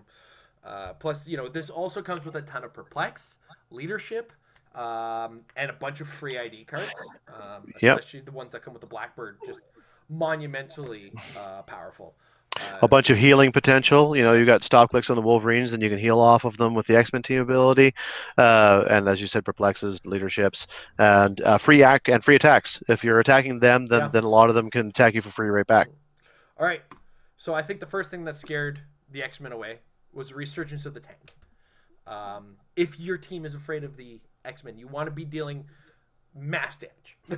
These are things that make them worried. So something like a Pym tank, or something along the lines of Harley Quinn with her energy explosion that's throwing action tokens out, go a long way towards dealing with that. Also, we have a direct target at ID cards, and that is Sheriff Strange. Now, that's just 50 points of your build. You need to be building around this. So you might not even have that option with Sheriff Strange because he might not fit into your build. He might break your build. He might not make it work. So it's something to consider. These are like, and it's a funny thing because the high level about this is direct answers. In the case of this team, also X-Men are very afraid of dealing with Mangogs. Though granted, 9 times out of 10 they just shoot the Mangog. True, but they're not Samcap teams. Like they're not quite as alpha strikey as they may seem. Yeah. We will get to that, but it's it's funny because we're so used to the cluster of people carry across the map. We're expecting them to just come in punching you in the face right away. The X-Men variant is more about cluster of people coming across the map, stacking defenses and theme probs and things to the point at which you're not likely going to be able to take them out before they have the ability to start acting. Yeah. But oftentimes you'll at least get a chance to try. And I think that is the best thing that you can do against the X-Men is figure out how to get the best possible use to the least things. Because if you're going to go out and attack somebody and you're expecting a flurry, perhaps literally, of free attacks coming back at you, let alone the other attacks, all backed up by theme probs and perplexes, let's assume that whoever attacks the X-Men is going to die. So make sure that you're taking more than you're giving at that point, or you have some way of getting them way out of the way. Or it doesn't really matter if that's distracting them from going after your retaliator, then by all means, maybe it's worth sacrificing a higher point piece if you know that means they're not going to be able to take out your Magog or your Crew or your Searcher, and you're going to be able to use them to your advantage. Go ahead, Jay. Sorry. Jay? I was going to say X-Men kind of comes down more to specific build stuff rather than strategies. Right. Like, I feel like depending on what your build looks like, you can fit certain stuff in accordingly. Like, worst case scenario, any team can include Harley Quinn ID. There's other energy explosion options. You have Jubilee even, just in case. It's cheaper, whatnot. You have, funnily enough, a good old Professor X mind control can really screw them up. Although, keep in mind that the Blackbird variant is a little bit of a different game because you cannot mind control that. So, therefore, potential breakaway from that, stuff to worry about there. Cosmic teams can have Mangog. energy explosion in general. Somehow spreading them out. Good. I was gonna say map bonus, but it's not easy to have a map bonus that can rival the X-Men's. Yeah, the only time I ever did it was that monster build I had. I think that had like a +7. Yeah, Well, like the whales could probably do it. Whales. Whales can do it. The Chris Stockhouse 5 floors can do it. Also, there's not a lot that can deal with perplexes, but there's stuff out there. Like in addition to the Harley Quinn, a Joker ID can go a long way. In terms of the intimidation, I don't think there's any Jokers with energy explode. I understand the reverse thing. The Christmas Joker would have some form of energy explosion with the Christmas present, wouldn't it? Is it? Not in cap. I thought it was in cap. Blow up in cap or the can't move thingamabob. Yeah. Okay, my bad. And unfortunately, because of all leadership, you can't really rely on tokening them up. So. Well, poison is still okay, and they've got some options for that. Especially the range poison that you can get from Con Joker. Yeah, Con Joker is a theoretical play. I think you also have to deal with, in addition to their retaliation attacks, depending on the variant, you have to deal with no retaliation in your favor. Like between the ID cards poofing off the map or the shifting focus Deadpool Kenji variant, where he can call in stuff and then shifting focus and then poof the ID card, or just attack himself. Shifting focus. You can't, that effect doesn't carry over, sort of thing.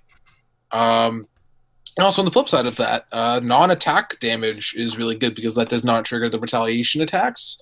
So if you don't want to get a million attacks on your character, maybe do some non-attack damage like the tank, which is already good. Retaliation just triggers on damage. I'm saying the X-Men retaliation like effect. Yeah. That version. Yeah. Cool. The other thing, like if Morgan Le Fay starts to become more of a thing, then I think that again you can always perplex her down, but you've got to be able to see her, and she can come at you from an awfully long way away. So it's another one that is strong. Those the X-Men perplexes are X-Men only. Yeah. Oh yeah. So even more so. But Sheriff Steve Rogers, good play. No. Maybe not. I wish. No. But yeah. So, I mean, and as I said, as Jay said, mess up the formations. Mind control goes a long way on that one. Flurries, like, and that's not just necessarily flurry, but rather multiple attacks is what we generally talk about the grand scale of flurry. And it's got to be like multiple attacks. Think of 3 damage to take out Wolverines because you'll hit, you're going to stop click, second attack has to kill him. Kind of how that goes. Yeah, so, and there's tools we can use in order to deal with this, and I don't want to spend a great deal of time because there will be fewer and far between X-Men builds at this point just because it kind of fell out of favor, but it's not to say there won't be any. People will be playing Blackbirds and playing the Blackbird variant. I strongly feel it will come back. It's the way that, I don't know, maybe I could be wrong. Absolutely, this could be a false prognostication, but it so often happens that what everyone's talking about around Worlds, a lot of people don't follow through on. A lot of people are thinking about this, and then they're thinking about this, and they're thinking about this, but what they're really thinking about is something else. Or there's just some sort of trick, or they look around the field when they arrive on day one and realize it's not what they thought it was going to be, and then things get switched up. Very rarely do you have everybody going into Worlds saying, look out for this, and then it wins. It has happened. But I think that oftentimes it's the no one's doing that anymore team that winds up coming out on top. So I prepare for X-Men. Yeah. I feel like the whole this is going to win Worlds thing is right about half the time based on mentally going back through the history of what has happened. So you never know. I mean, it's always harder to say, especially like we're talking. How many archetypes are we talking about right now? Right? If we're at 5 now, I think. Yeah. And if we're having this conversation last year, and these are just the top archetypes that are familiar and commonly played. There's plenty more beyond this. Right. We haven't talked about whales at all. We haven't talked about really the other Avengers, like the Hawkeye, Giant Girls. What else have we not talked about? Monsters? Monsters. Sam Shredder dragged you all the way across the board. I think we're about to get to that. That was the last one we should talk about. Is Sam Cap, Taxi, etc. Yeah. Because I think there's still a lot of that, and Shredders is one. Yeah. Anyway, go ahead. What you'll see is when people start talking about what's going to win in a meta game like this is the years that they're wrong. right? Yeah. So like last year, it was Jakeem Thunder and Goblin King was what everybody was talking about. Maybe not both, Right. but one of made it. Oh, we haven't talked about Unimind. Right? Derp. Yeah.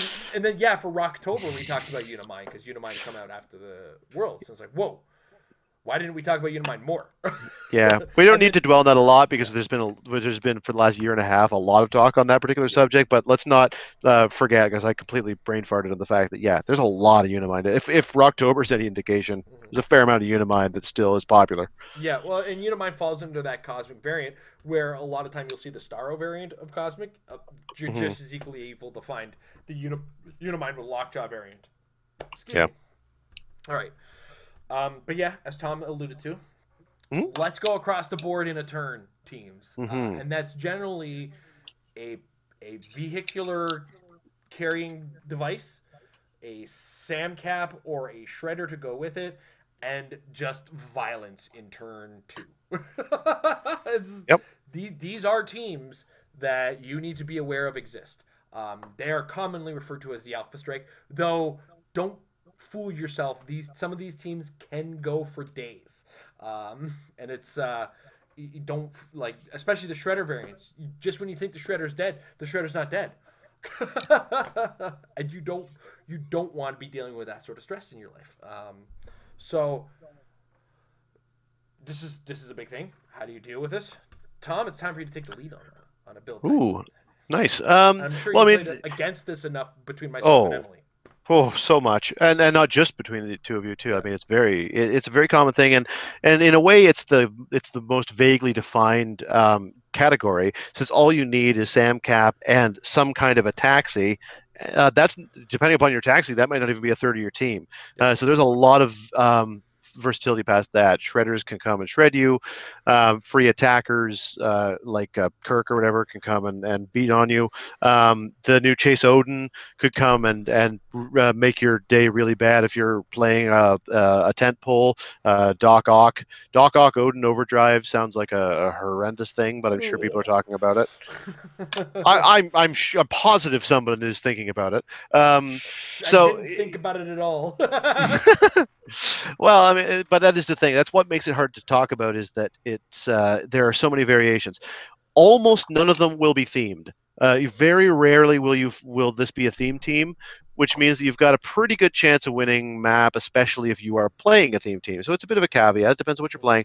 But it is an Alpha Strike team that will often not go first, which means you've got a little bit of a benefit to being able to create a formation that will make it a suboptimal opportunity for them. Look closely at what's on their sideline.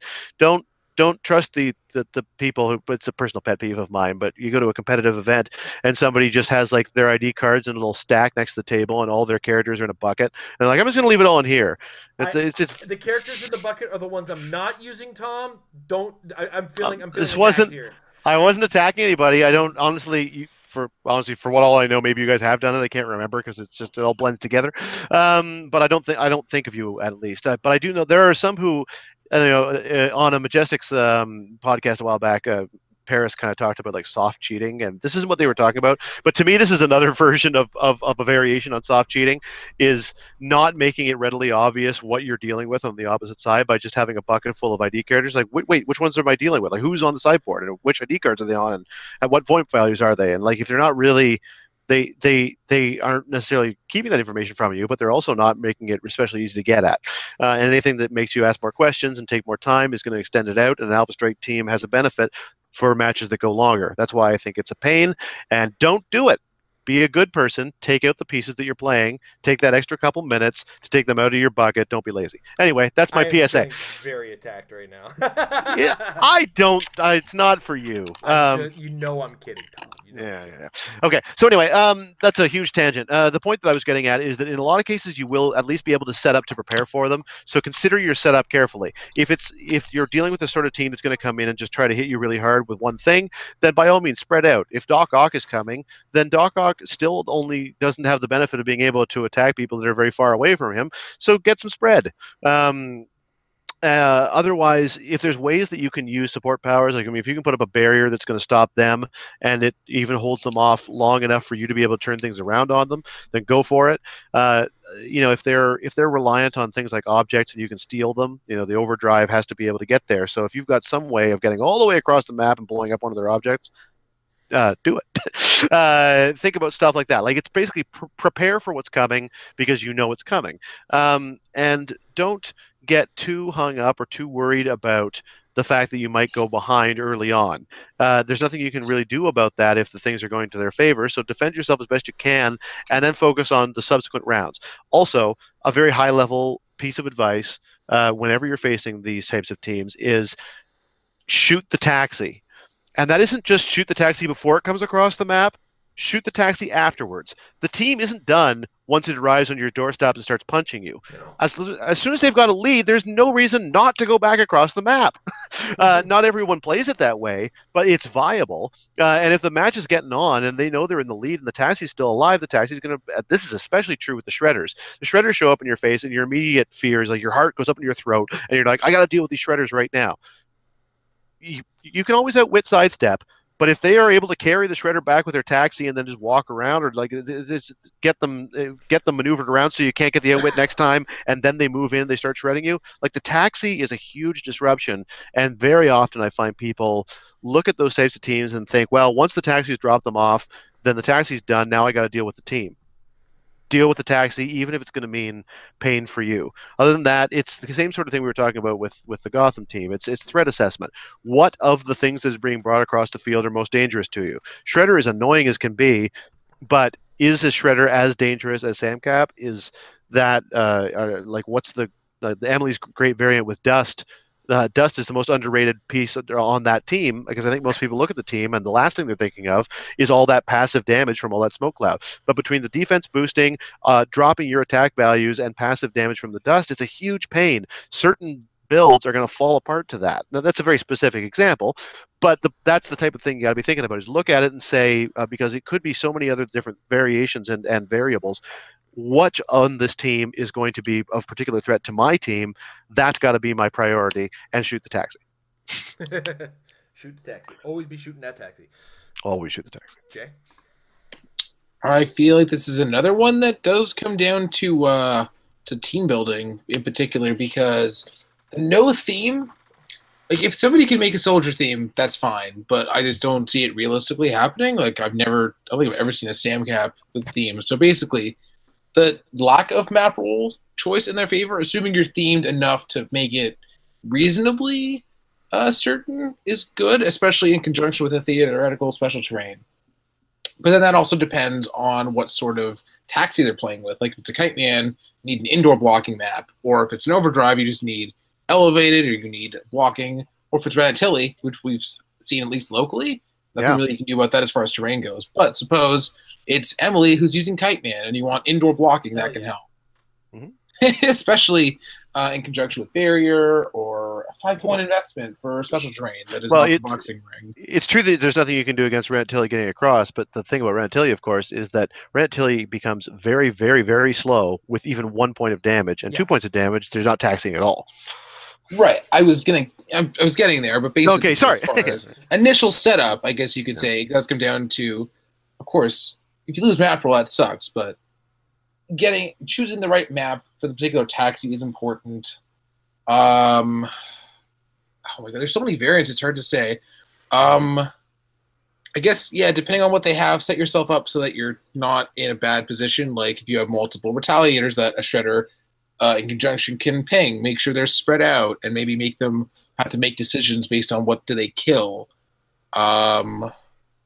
Take care of the taxi, so I mean, if Sam is stranded, geez, I'm not a happy camper. Although I guess it also depends on the build where there's potential backup taxis. Like I know Jason had an Ironheart, Emily has an Ironheart. Ironheart is just a good play in general. Mm-hmm. What else? I've played against Emily so many times I should know more things. At the very least, a lot of these teams tend to not have reducers, so you need to worry less about penetrating damage as much as just pouring damage on. So that's something, especially if there's a Shredder there where you have to hit him. I mean, I would expect to shoot Shredder Clone probably more because that's what Emily's playing, and I'm worried about Emily in particular. But I haven't really heard about that sort of team with Minnie. But basically, I have for sure. Oh yeah, I've been. Yeah. He's great. Well, it has the benefit of like the double taxi at that point, since anyone who can sidestep after being dropped off can bring Shredder with him, and then he can sidestep, so it extends it even more. And I have seen it often in conjunction with Shredder Clone, though. Basically, make sure you can pour the damage on. Make sure that you have plans to shoot Sam if she's basing you, because that 18 reflexes is not going to be easy to hit in close. Or make sure you have the right attack values, because the -2 attack from Shredder Clone can matter. For that particular variant, and just spreading out in general, because there's only so much they can do if you don't leave them with so many different options. So, right, yeah, I feel like that one's a little harder to deal with, but there are some certain disadvantages with the build that you can definitely take advantage of. Always remember, these builds aren't just planning on using Samcap.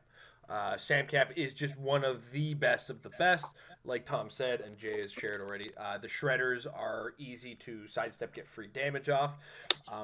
And, you know, the Kirk variant or the Doc Ock variants, there's just so much happening after the taxi.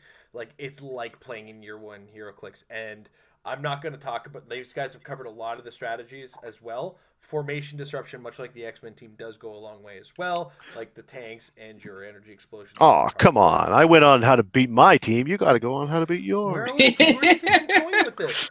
Step 1, it's aggressive. Don't panic.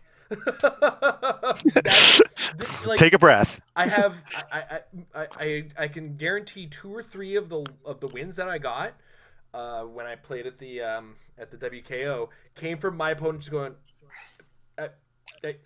it's all there. What do I do? Like, right. You kill it, because a lot of the characters that have this ability to do something after being taxied, they're made of pudding. So smush the pudding. And don't, I can't stress enough, do not panic. And like Tom said, be aware of their sideline. If they have a chamber there, don't make a wall of bystanders. Because chamber's gonna get, okay, glomp. He's just gonna eat them. You know, if you're relying on walking woods and they went with the venom harness on a Captain Kirk, shape change doesn't exist. I'm sorry. And I'm attacking your guys with a 13 attack, right? React correctly and unpanicked. And like I said, just do the damage that you need to do. These teams sometimes don't have enough tools to get their attacks high enough. Like the Kirk variant will run with a very high attack. They'll trigger a Venom Harness. They'll use the Perplex on Samcap. And then they'll use their Close Combat Expert to get like +3/+3 in total with the Empower from an Overdrive. Like that's a high variant. But at the same time, that's still at maximum of 13 attack. You can get like a 20-21 defense in a lot of cases. Like if you're playing with Goblin King, choose Combat Reflexes and watch him go shoot. Right. How did he know? He knew what's going on.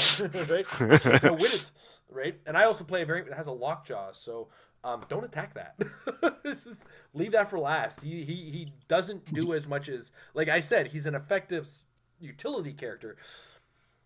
Don't be unthreatened by him, but don't be threatened by him. You know what I mean? But more variants might have that Doc Ock, like Tom was saying. And once the Doc Ock goes, he's got no defense. If he's used that ability, he's got a 16 defense. Squish him. Yeah, gone are the days of Eclipse, though. Exactly. But, and as Jay pointed out, spread it out. Maybe leave something tasty for them to go, ooh, I'm going to go get that. And then react. Colossal Retaliation is this kind of team's nightmare too. Yes and no. Retaliators. And Brood X does exist, so Retaliators not necessarily as much. Yeah, but I mean, fair, but that's not very many points scored for the investment. I mean, so it depends on the variant, right? Like, let's not forget 100-point Carnage is a Retaliator. True. Who can attack 3 times against this team if they attack first? Yeah. I've done it. I'm remembering now that one good thing is that because of their ridiculous swing, in addition to being able to, I guess, brace yourself, you also have the advantage of you can just have a team that's all cleared while they are, I wouldn't say overexposed, but they're tokened up, you're clear, you can react. Mm-hmm. And one thing a lot of the builds aren't running. My variant ran it. A lot of them won't have leadership, and they'll only get the leadership on their call-ins. So take advantage of that as best you can. Like when I say the call-ins, like the Wolverine call-in or the Cyclops call-in will bring its natural leadership, and that's where they get the +1 action. But a lot of times they don't have that leadership tool to bring it. So be aware of how many actions they have as well. And start counting. It's also now that you mentioned I don't see why that build wouldn't have Groot though, because like there's some do, so some don't, man. I don't know what to tell you. Yeah. I was going to say another thing about that build is that because it so often is about getting in close quarters and mashing it out, sometimes that build can have a harder time poofing their ID characters because they're often not using them at reach and then pulling back. They're going in and then pulling out. Yes, exactly. But you know what I mean. So as a result, you can often get points from ID characters as well if you're ready for it. Yeah. Preparation, really. Yeah, this preparing for the apocalypse. This team is so all in. A lot of the times, it doesn't care that it's losing points, and Goblin Kings love this kind of team. It's been one of my nightmares planning for Worlds. Right. Where it's like, I might just have to outrun the Goblin King kids. And he can outrun me because he's got willpower on his one guy moving, whereas I don't have willpower on my taxi. I guess not, but by all means, please, Goblin King, double tap yourself while you're somewhere that we can get to. Just cool it for a second. Just stop. All right, cool. You tired? Take a breath. I got this. All right. Other variants to just quickly go over. My monsters / the whale build are not gone. They're still legal. There's still options, and you want to be aware of how colossal retaliation is going to come, as well as long distance quakes, and understand the new quake rules. Don't let that catch you off guard, because a colossal reach is 3 squares. So if it's got an 8 movement, it can get to you 11 squares away. So your safety net is like 13 squares away from these guys. So be aware. Also, something really important to keep in mind is that you can't really stymie them by choosing a map with no blocking, because the mass destruction thing is not contingent on it drawing blocking, despite it being awarded. Kind of weird. Basically, they can just move and quake no matter what. Yeah. Try Sentinel. Stay away from the walls. The walls are lava. That's all I can say about that. Anything else, Tom? Any edge cases that people? No, I mean, the one that we didn't really go into, and I don't think we need to, but is the Hawkeye Avengers, Giant Girl, a whole bunch of Giant Girls, that type of thing. Like it's super potent. I absolutely do think we'll see it there. And it's a hard one. I'm not sure exactly what to say about it. I mean, it's the title Giant Girl is sort of like falls into the same category as the Joker. A lot of people don't think it's worth attacking her. She's really doing an awful lot for that team, and if you look closely around it, she's oftentimes a more tastier target than Hawkeye is, as much as you're inclined to go for Hawkeye. It's another one that you're trying your best to prepare for, and otherwise you got to try, like, you do everything you can to survive that initial strike and then fight back hard enough and separate your people out so that the round of retaliations ends with the death of a character, and then maybe you can try to get them from there. I don't know. Anyway. Also consider, similar to the X-Men team, tanks and energy explosions on the Colossals. And indoor maps, again, like if you happen to be able to win map, take your indoors, try to block the options. It's hard to win map against that team, but if it happens, then hard. By all means, take advantage. Depending on the variant, that could be like a +9, +10. Yeah. It's hard but it's not the only thing out there that's like that, so, and No. Jay, any other edge case variants to high level quickly? I don't think anything that is well known enough. So let's go with no. Watch out for watch out for new entries that maybe haven't been established yet, only because they haven't had a chance to stretch their legs. So things like Morgan Le Fay, things like Prime Thanos, things like Mudmen, even though they've been in a little while. That Fast Forces Shredder was being played really well by Wes. It's not their case. We can't go into here's the strategy against it. It's more familiarize yourself with the piece, so that you're not reading and thinking in the moment. All right. Sorry, I kind of cut you off there, but it was something I could. No, it's cool. Jay, So Tom, Jay, any last thoughts before we move on to questions? It's a lot to think about, man. It's dude, it's the hardest type of meta. I say it all the time. This is by far the hardest type of meta to prepare yourself for, but it's also slightly easier in the sense that you don't have to prepare for the teams you're playing against, because a lot of the teams you're playing against have very similar tools that work against them.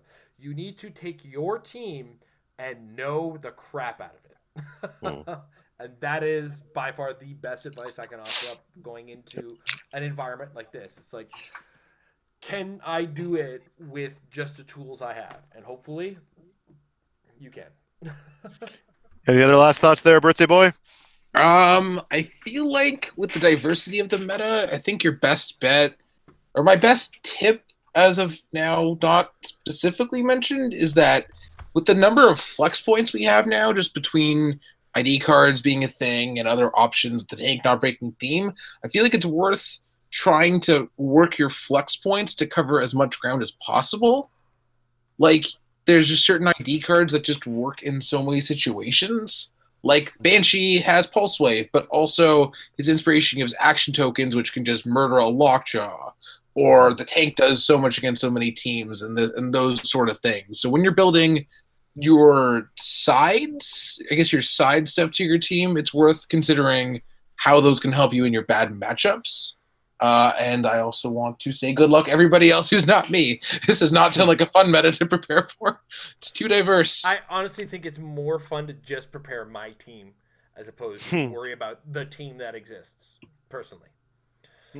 Because I've played in the one meta where I gave up. And that was the Goblin King Jakeem Thunder meta. I just gave up, and I was like, I'll play your game. Sure.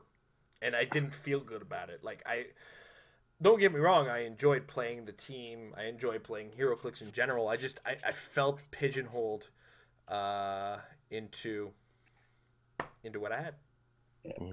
I think I would feel, if we were in that scenario again, if I could do Last Worlds over again, I think I would have had a better time maybe going, let's say 2-2 with a team that I made myself rather than just losing with the mandatory team. Like, I never like going with a mandatory team or the perceived this is going to win team anyway. I just think it's not a good play to play the thing that everybody knows to prepare for. But yeah, it's just me. I made top 32, so I wouldn't call myself a loser.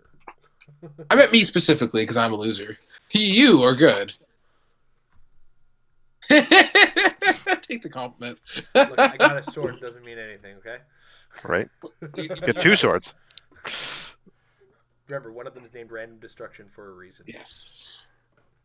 It was one in a seal that was Harley Quinn. All right.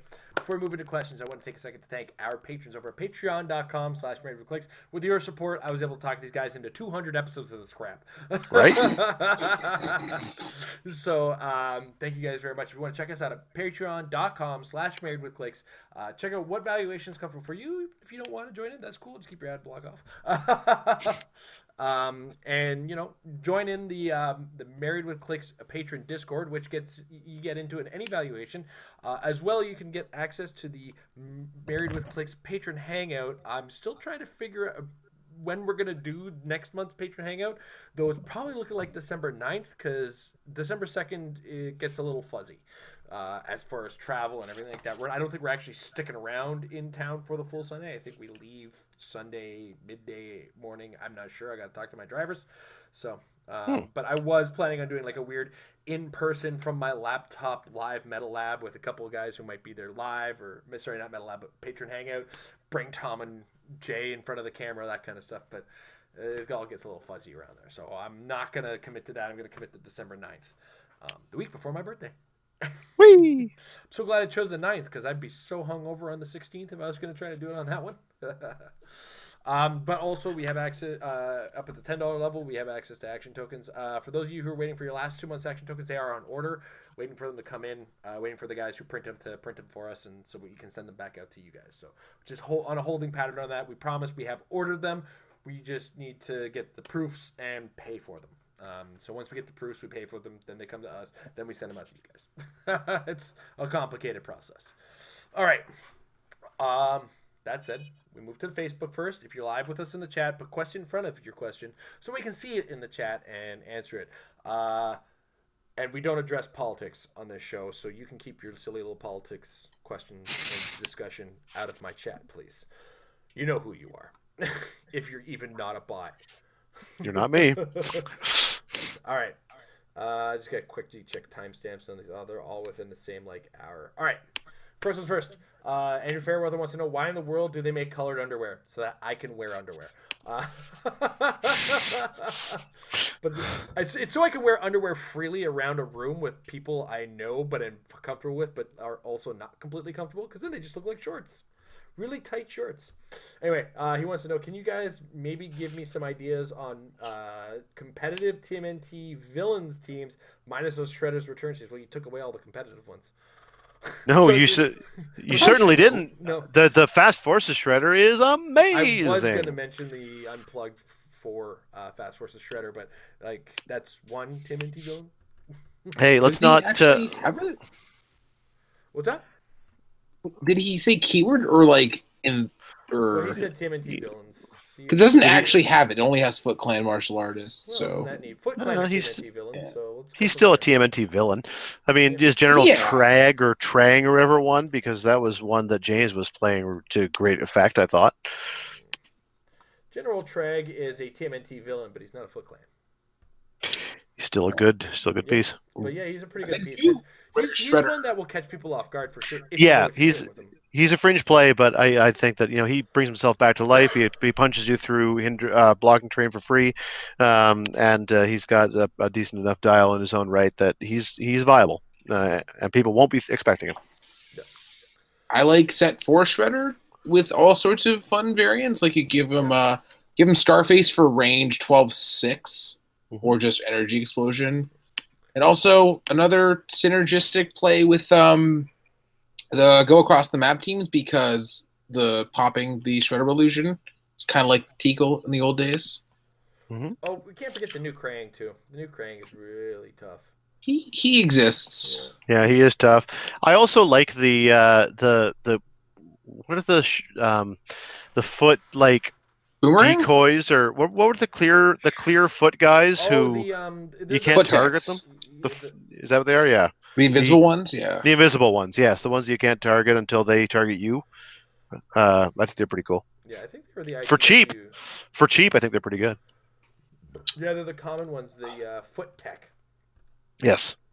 Yeah. Twin katana foot tech is spicy meatball. I like that. Fair point. Set 2 Shredder can do a lot of damage if you can force the situation where he blows up. He's only 50 points, which is still high enough to call in relevant stuff. You just have to make sure your opponent can't do all sorts of crazy non-attack damage stuff to take him out. I like the con exclusive Shredder because he's black and white. But Cyber Shredder. Isn't he retired? Cyber Shredder's. Oh no, not yet. The con isn't yet. Oh, he's 2016. Obviously, if Adam Cole was in the comments right now, he would be saying Pizza Face. So I'll say it for him if he's not. There you go. Pizza Face has a competitive potential. I mean, especially in multitudes, and nobody wants them, so grab them. Yeah, true. There's a few. Yeah. So there's a few options. I was being sarcastic with my Shredder, and Tom jumped down my throat, as he is off to do when I'm sarcastic. I think Beyond Rocksteady might have potential with Exospecs, because that gives them a lot of options. Like the non-duo. Oh yeah. Maybe I would have to look at it again. They have really good values. Long dial. I don't know. It's fun that you can equip non-duo duos to me, so that even just in theory, that's hilarious.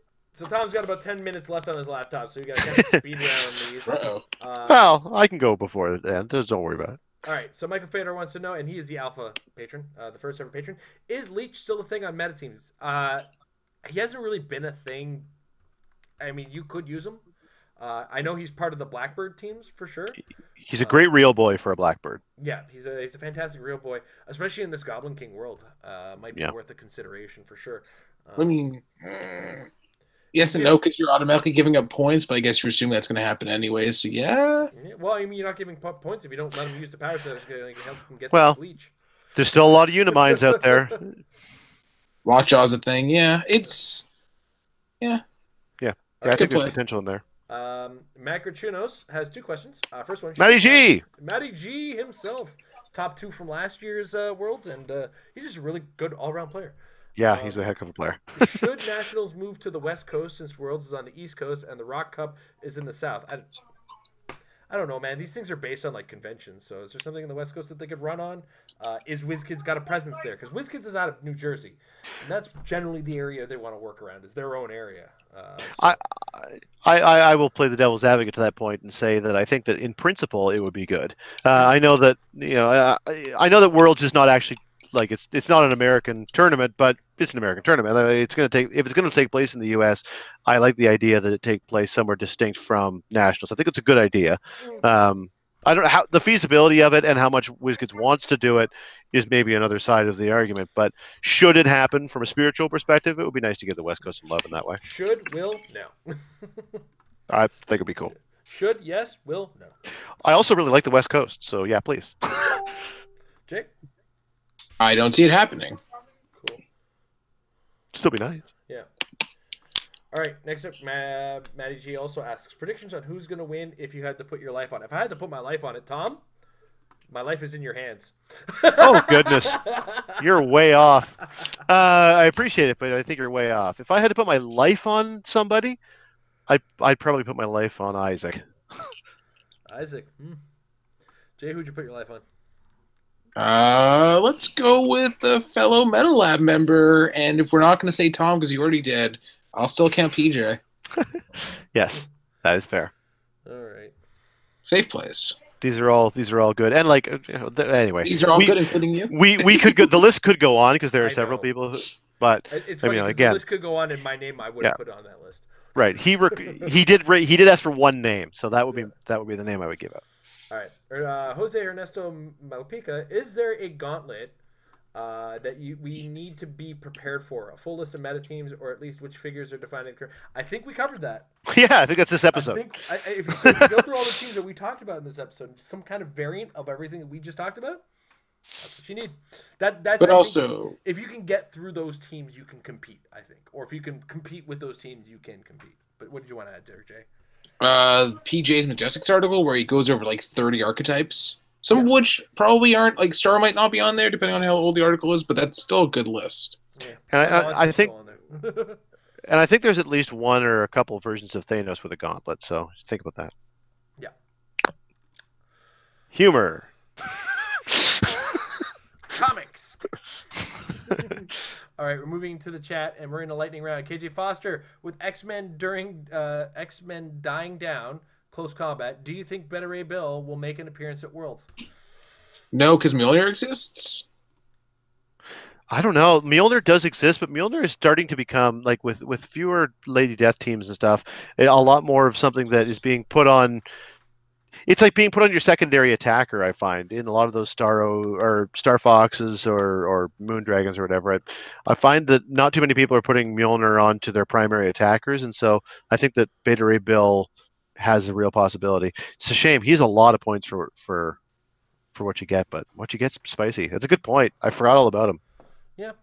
I do think that now that the Colossus ID exists in conjunction with the Avengers Infinity Chases, it's less of a good play potentially.